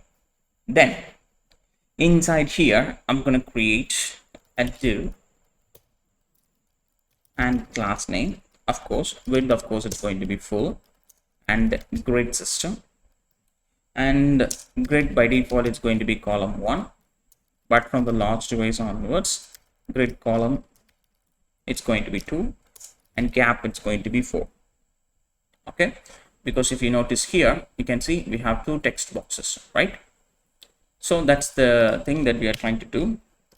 I'm going to create an input text, and the placeholder, of course it's going to be first name, and the class it's going to be width, of course it's going to take the complete width, then px it's going to be 4, py it's going to be 3, rounded md, and we need to bring this a border effect, just like the same thing what we did for the others, border. Then bg, I'm going to keep it as a transparent bg. With this, of course it's going to be full, outline it's going to be none. Okay, width we already added up. And on focus, whenever the input field it's been focused, I'm going to change the border color to primary, so it should look something like this. If I click this, it should change it like this, right? So if we need to add some, like the shadow, like this inner glow effect, if you wish you can add it, but in this case I'm not going to do that. So I'm going to copy this and paste it over here. Last name, instead of last name I'm going to change this to last name. Cool, right? So later we need to change these the, what is that, the on change event. We need to get the value of these fields and everything. So I'll show you the easiest way how to get all these values into a single state and work it as an object. So then what we need to do, we need to bring the email field, right? So this is the grid of the first field is empty. Then we need to bring the email field here. So I'm going to change this to email. This is going to be email. Save it. So now we have the email. Then what I need to do, I need to bring the text area, right? So let's bring the text area, and name, everything is it's going to be name, it's going to be the message, And of course I need to bring the name field also, so I need to bring the name. It's going to be first name, and the name is going to be last name, and for this going to be email, because this is how we are going to fetch the details from these respective fields. So columns, I'm going to keep it 0, and rows, I'm going to leave it as it is. And for this placeholder, I'm going to say message here. Then I'm going to copy this exact class name. I'm going to paste it over here, save it. Now you should be able to see the message box over here, right? Cool. Then now let's get back to the button area. Right after here, what I'm going to do is I'm going to create a div, class name, width of course is going to be full, and flex item center, justify it in the center, but from the large device it should be justify int. So for the button, class name, px it's going to be 12, py it's going to be 3, bg gradient to bottom right, from primary to secondary. All right, so after that what we need to do,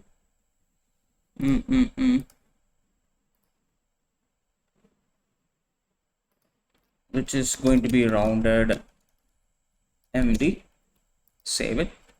So now here I'm just going to see the text as sent. Now you can see that we have, but when I'm hovering it, I need to change it something like this button, which is how it's currently looking right now, just like this. When I'm hovering it, I need to change it like that. So to do that, what I have to do is normally it should take the width full width on small devices, but on the large devices width is going to be auto, like this. Okay, this is how it looks in the large device. So whenever I'm hovering it, I need to remove that gradient, right? So if you're simply giving bg none, it will never gonna work because it's a gradient. So we need to apply the gradient color only. So gradient to bottom right, from black to black.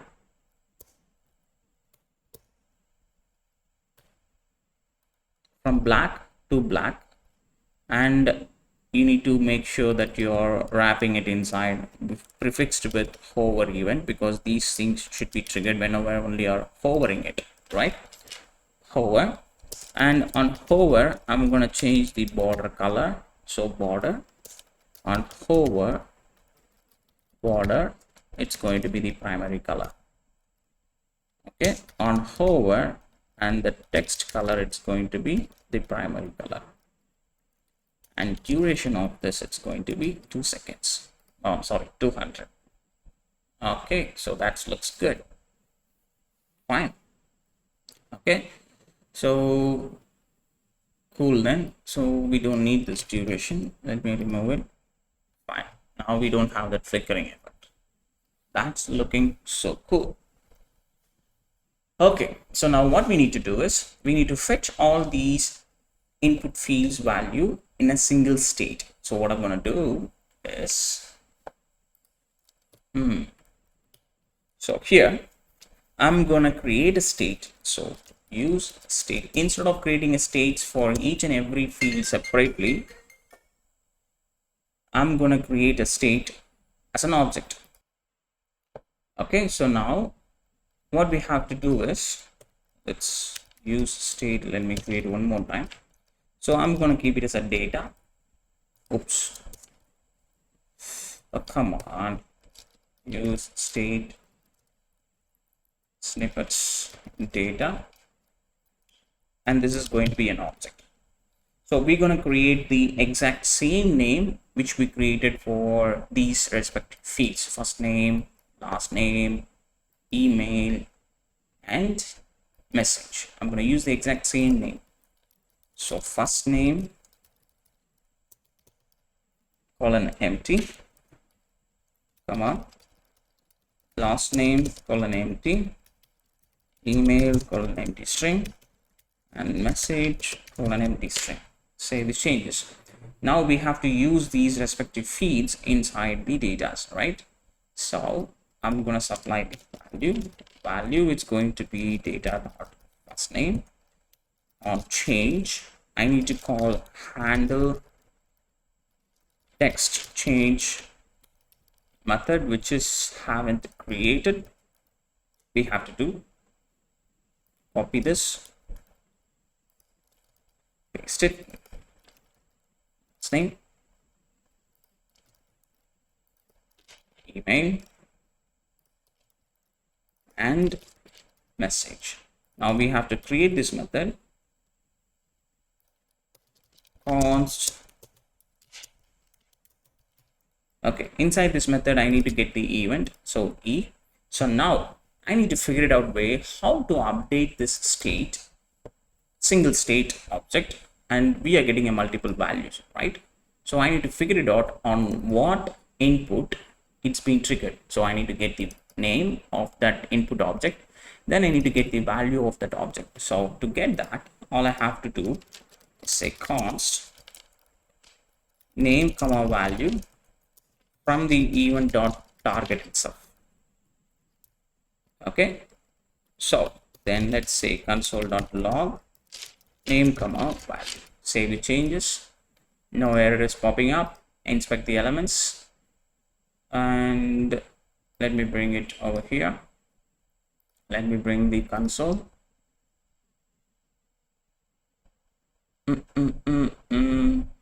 Warning, a component is changing uncontrolled input. Okay, let's ignore that for the time being. So if I'm saying sample, you can see it's showing the name of that input element and the data whatever I typed it over there, right? But it's not getting updated over here. The reason is because we haven't updated the state value. That's why we are not we get that error message as uncontrolled input statement, right?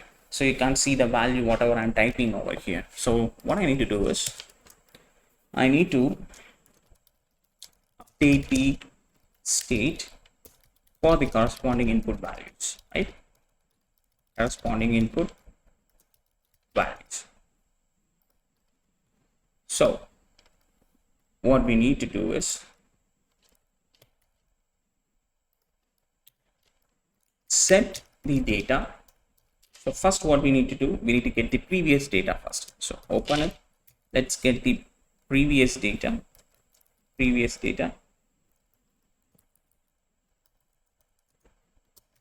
Open a callback function. Okay, and that is going to be an object. We need to destructure the previous data completely. Then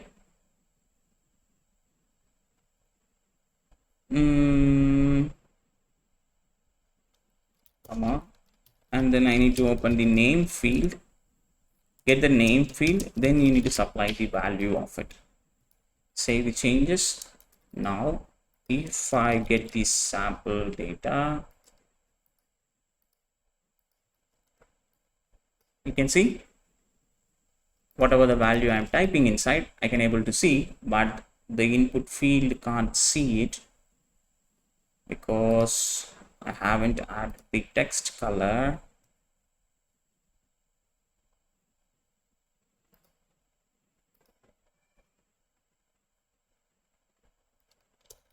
Text line. So now you should be able to see the text whatever I'm typing over here. How cool is that, right? So instead of this text light, change this to white color so that you can see it much better. Cool.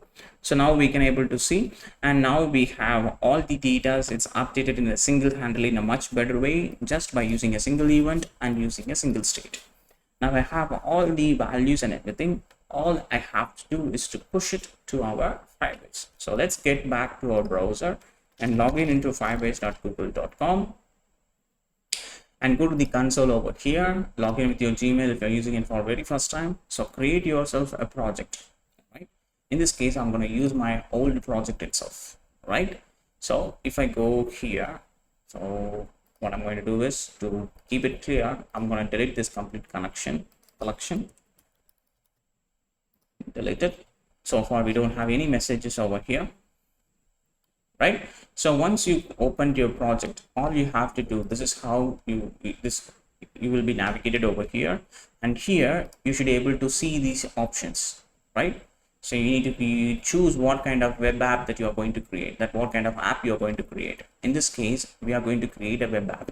So you need to click this web app and you need to type the exact same name as your project, right? So you will be able to create a web app.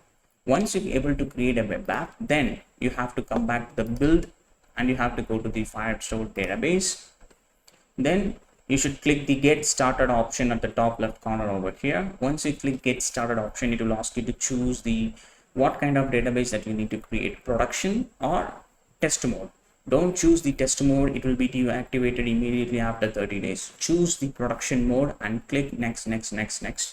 Then you will able to see the rules option. By default, all the permissions will be forbidden. You can't update or anything. All you have to do is to change this from false to true in your rules section. After that, then we are good to go. Okay, so now we are done over here. So next, what I need to do is, all I have to do is to get back to the project settings, and I have to copy these things from here, and let's come back to the config folder, and inside the firebase.config we have to import several things. Import from Firebase/app. So this is going to be initialize app, get apps. Then import from Firebase/Firestore. We need to get the app store information. So Firestore, get Firestore. Then paste these configurations. Then const app equals to get apps.length. If it is greater than 0, then get that app information. That means we already defined an app, or else create a new app using this Firebase configurations. Then I'm going to create the DB by using the get Firestore and supply the app. Then I'm going to export these two options like this. Cool. So now the configuration part is done. You have to keep these things securely inside an environment variable. For that simple solutions, right now I'm going to keep it as it is right now. Okay, close this. So now we need to create a function to send this data. So what I'm going to do is, whenever I'm clicking this button on click, I'm going to call a function called send message, which we haven't created. And over here, let's say call send message is equal to asynchronous method. So the reason why we are creating it as an asynchronous method, because this function action needs to be wait until the data is successfully saved into our database, right? Over here inside the Firestore.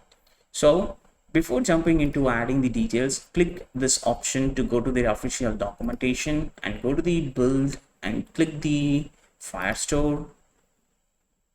And there you can able to see add and manage data. Click add data. So basically we can able to add the data into the Firebase by using two different sets of methods. One is setDoc, which needs an ID to insert your new data. You need to manually supply your ID, or you can use the addDoc method. There is one more method called addDoc, where you don't have to supply the ID because the ID will be auto generated. In this case, I'm going to use the addDoc, right? So what I'm going to do is, I'm going to make sure if the data.email, if it is equals to empty, or else if the data.email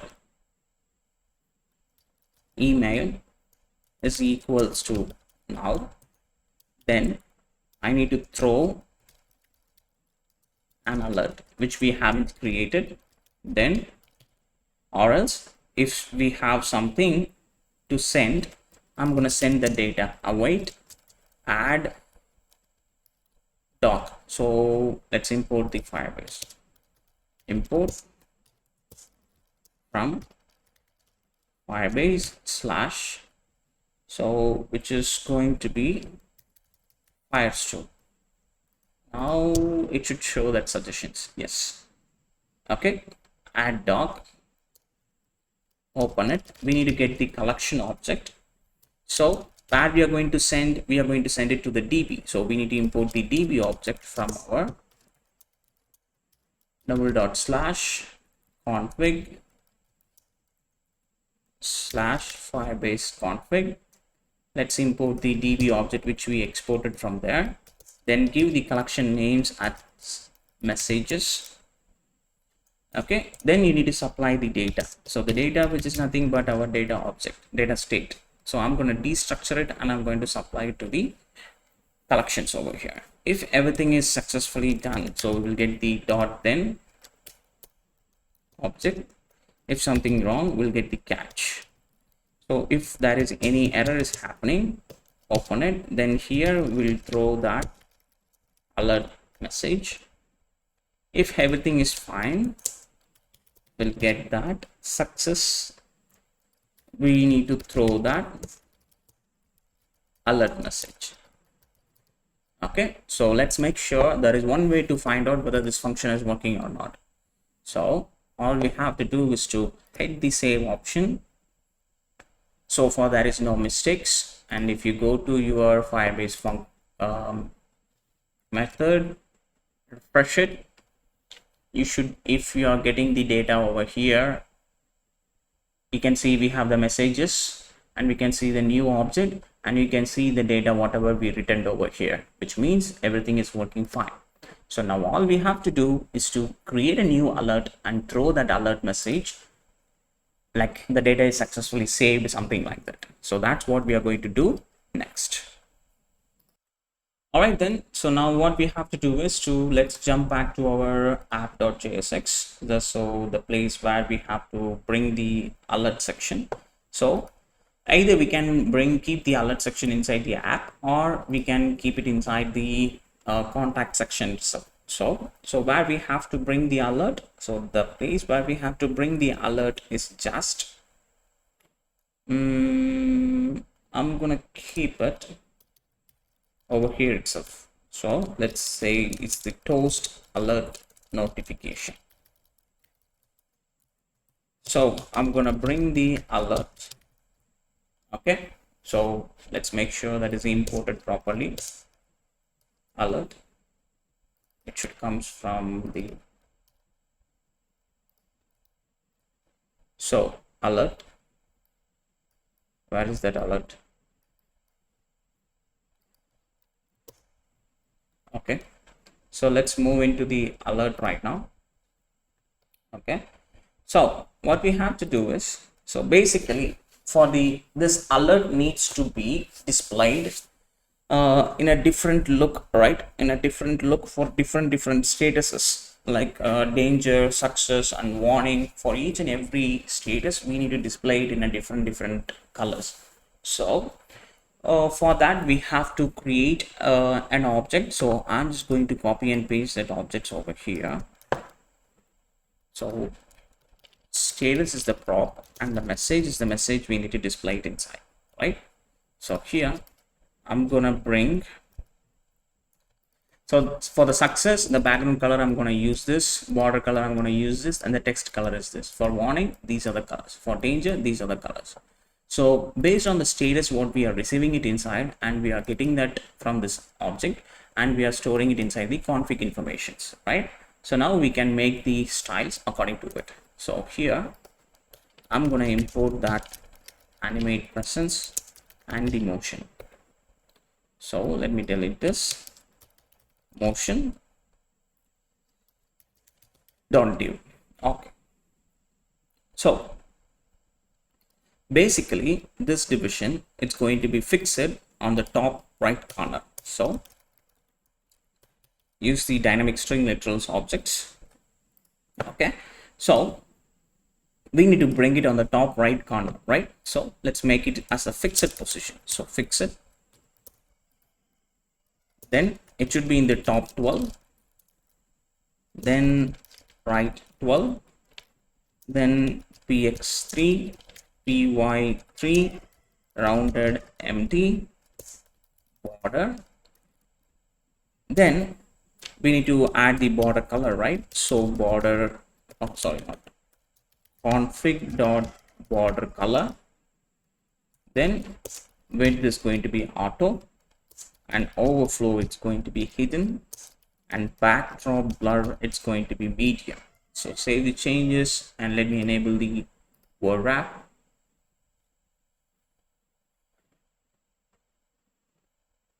Okay, we are getting a message, cannot read the properties of config.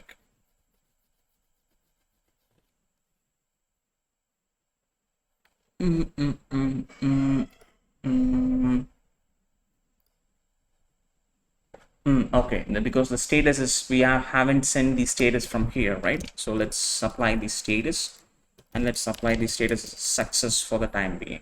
So now you can see this top right corner over here, because this is a success status, and according to that success status only we are using this colors. So now this border color will not be null, it should have this primary color. So that's the reason we are getting that primary color at the top right corner, right?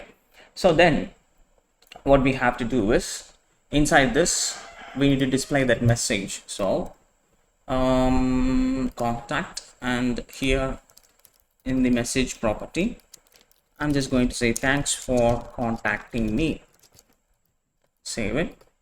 So here I'm going to create a paragraph tag, and I'm going to display that message. So message, and this it's going to use the class name dynamic string literals, and it's going to say $config dot text color. So now we should be able to see that thanks for contacting me message over there, right? So then we have to create an own more div class name. Of course it's going to be an absolute, and the inset x it's going to be 0, and height it's going to be 1, and it always should be in the bottom, and pg it's going to be RGBA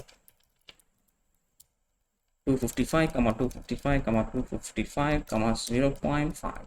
Save the changes. Now you should be able to see a small white line over there, and I'm gonna create a motion div. So this motion div should cover that width completely. All right, so the background color is going to be config.pg color, and height of course it's going to be full, but the width should be animated. So what we are going to do is, just like the same way we animated for our skills, we're gonna do that animations over here, just like this. See, just like that. Initially the width is going to be 0, animate 100%, exit 0, duration is going to be 4 seconds, and delay is going to be 0.5 seconds. Okay, so now the colors, everything is done, and initially this should not come like this, right? So I'm going to change this. Initially the opacity it's going to be 0, and the X position it's going to be 50. Copy and paste it, animate it, make it 0, make it 1, and the exit animation. Save the changes, and now if I refresh it, when it's coming inside, you can see it's popping inside like that, right? Just like this. Okay, so now what we have to do is, let's add some transitions also.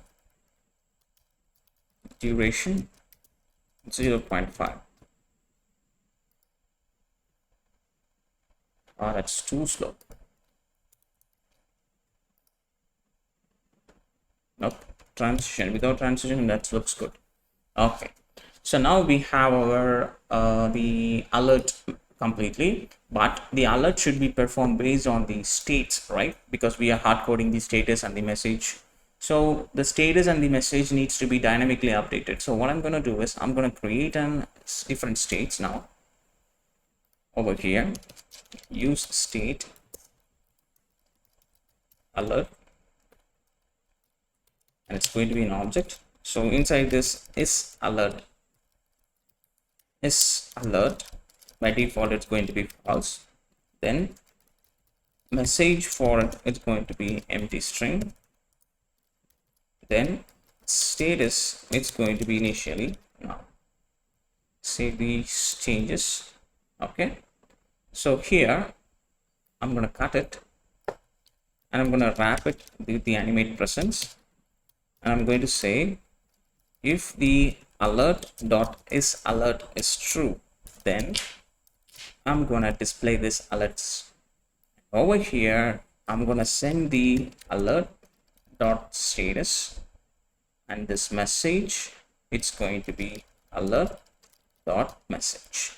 Save these changes. Now you will not see that alert message. So if the field is empty, I need to throw an alert, right? So what I'm going to do is I'm going to send an alert message. So set alert, open it, and open this bracket. So is alert, it's going to be true. Then message, it's going to be required fields cannot be empty. Then status, it's going to be warning. Save these changes.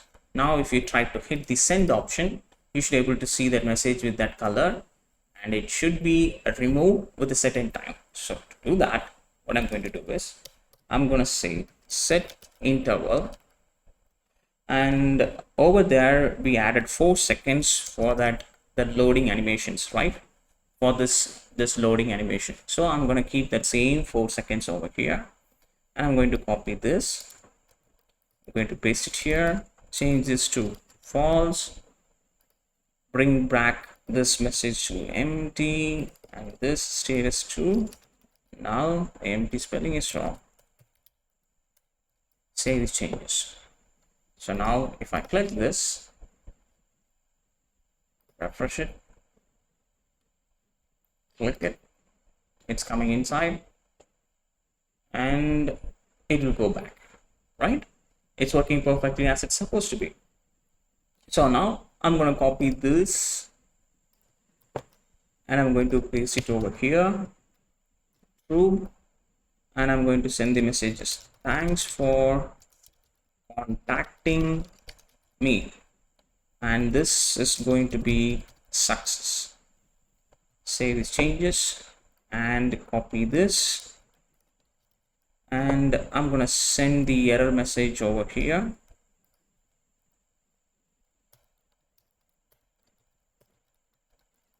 Error,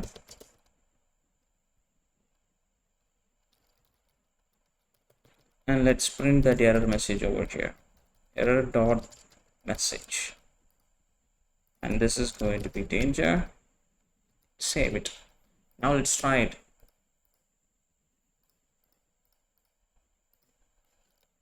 Sample message, hit the send. Once this is successfully sent, right? Once this is successfully sent, and over here we need to set all the data to empty. So set data into first name, it's going to be empty. Last name, it's going to be empty. Email field, it's going to be an empty field, and the message, it's going to be an empty field. Save the changes. Now if I hit the send option, everything is cleared and the alert message is triggered and it's gone. And let's go here, and here we go. we have ourselves our new data. So it's stored successfully. So the contact container, it's working fine. So the next step that we are going to move on to our footer container. So that's what we are going to do next. All right, then, since we successfully finished the contact section, so the last thing that we have to fix, that is the footer container. So let's jump to the footer container over here. So what I'm going to do is I'm just going to create a div. So create a div class name, which is going to be width full, and flex column, item center, and justify everything should be the starting point. So inside this div, I'm going to bring a paragraph tag, and for that paragraph tag, I'm going to have a class name as text3xl, then tracking wider, and text light. I'm going to type my name over there. So now you should be able to see the name. Then over here, we need to create a div class name. So we need to bring the same thing from the home section. Let's copy the same stuff from here and let's bring it over here. Import this and import the social links and import this socials, and we should wrap this inside a div flex item center, justify center, gap it's going to be 16, margin top it's going to be 16, and paste it. So you should be able to see the same social media links over here, right? So then what we have to do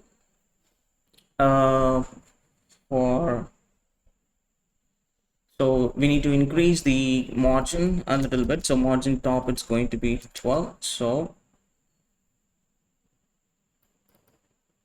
24. Yep, I think we should increase further. Yes, that's fine. All right, and margin bottom it's going to be what? Okay, we have some extra space over here. Cool. So then what we have to do is we need to bring this text bottom text over here. So what I'm going to do is I'm just going to copy and paste that stuff because they are just a dummy text. So let's create a division after here with a grid. By default it should be column 1, but on the large device it should be 3 columns. So let's bring those 3 different paragraphs.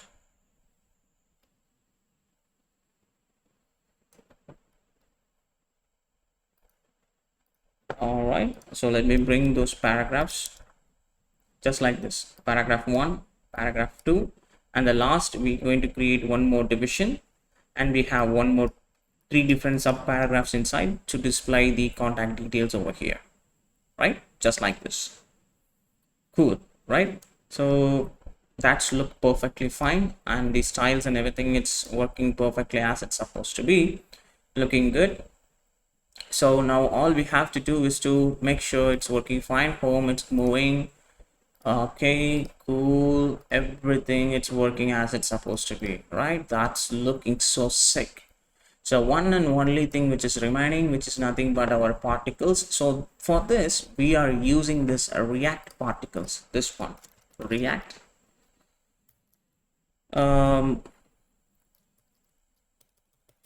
React particles,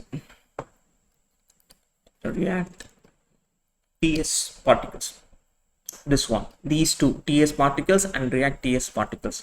So if you click this, that will takes you to their official page where you can able to alter the particles and everything. So you can play around with these configurations over here, presets, what kind of presets that you want to use. Like if you choose fireworks, it works as a fireworks over here, and if you collapse this, you can able to customize it completely, like the background and the effects and everything. In this case, if you open your particles, where is that particles container, I already pre-configured like how to load the engine and how to configure for our particular project. all the each and every objects, like the full screen, background, every object with a specific options. I customized it a little bit, so you can already these things already inside your file itself. All we have to do is to go to our app.jsx. So if you want to play around with this particles container, you can play around over here, or you can just adjust the configurations over here, the colors and everything. You can adjust it by yourself from here. In this case, I'm just going to bring that particle containers, particles container, save these changes. So that should bring the particle container to our entire website, just like this. Look at that. How cool is that, right? It's working smoothly and it's looking simple and nice. So not much clumsy. It looks simple and neat. And the final step, it's all we have to do is to push this to our Firebase. So to do that, all we have to do is to do the following steps. To deploy your project, please make sure that you already downloaded this Firebase admin CLI,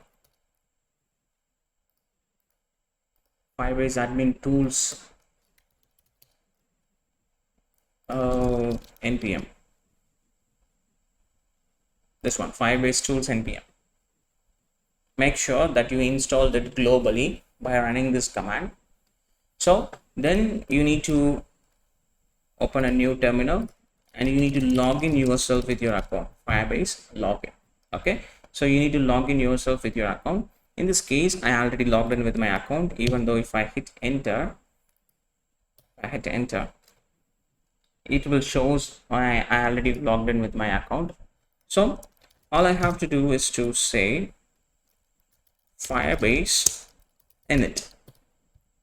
Okay, so that will ask you to choose which option that you're going to use it over here. So let me make it this one bigger. So in this case, we're going to use this hosting. So configure the file for the Firebase hosting and optionally set up the GitHub actions.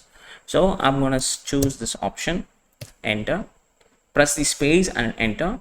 Use the existing project, of course, use the existing project and find out your project over here. Since I'm having a bunch of projects over here, where is the portfolio? Okay. Oh my god, I have a lot of portfolios over here. So React portfolio September, this is the project. So enter. So what do you want to use as a public folder? So we're gonna generate a folder called build. So I'm gonna use that build folder. And do you want to keep it as a single page? Yes. And do you want to automatic build and deploy from your GitHub? Right now, no. Maybe in future I will reconfigure it. Okay. So now I need to export this project. So yarn build. So that will create a build folder with an optimized code of your complete JavaScript lines and everything. It will encrypt everything and will gives you the optimized code. It will take some time, so please wait until it's successfully exported. It's been still loading.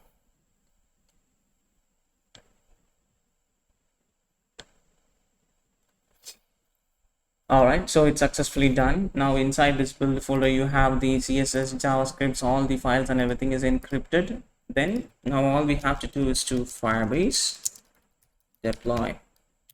So that will push that build folder into that project. So it's pushing now. Cool. How cool is that? So now we have our link. So click this, open it.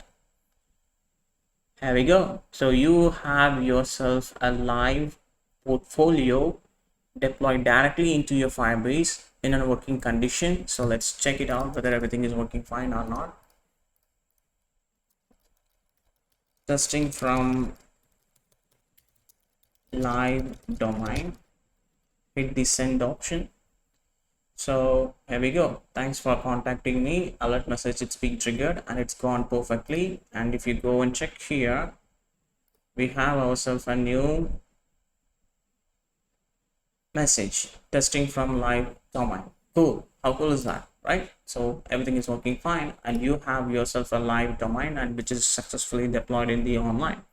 So I hope you enjoy this video. If you enjoy this video, hit that subscribe and bell icon over there and make sure that you like this video. All right, so if you wish to download this complete source code, click the link in the description below and you can download the source code completely from that link. And see you in the next video with more interesting topics.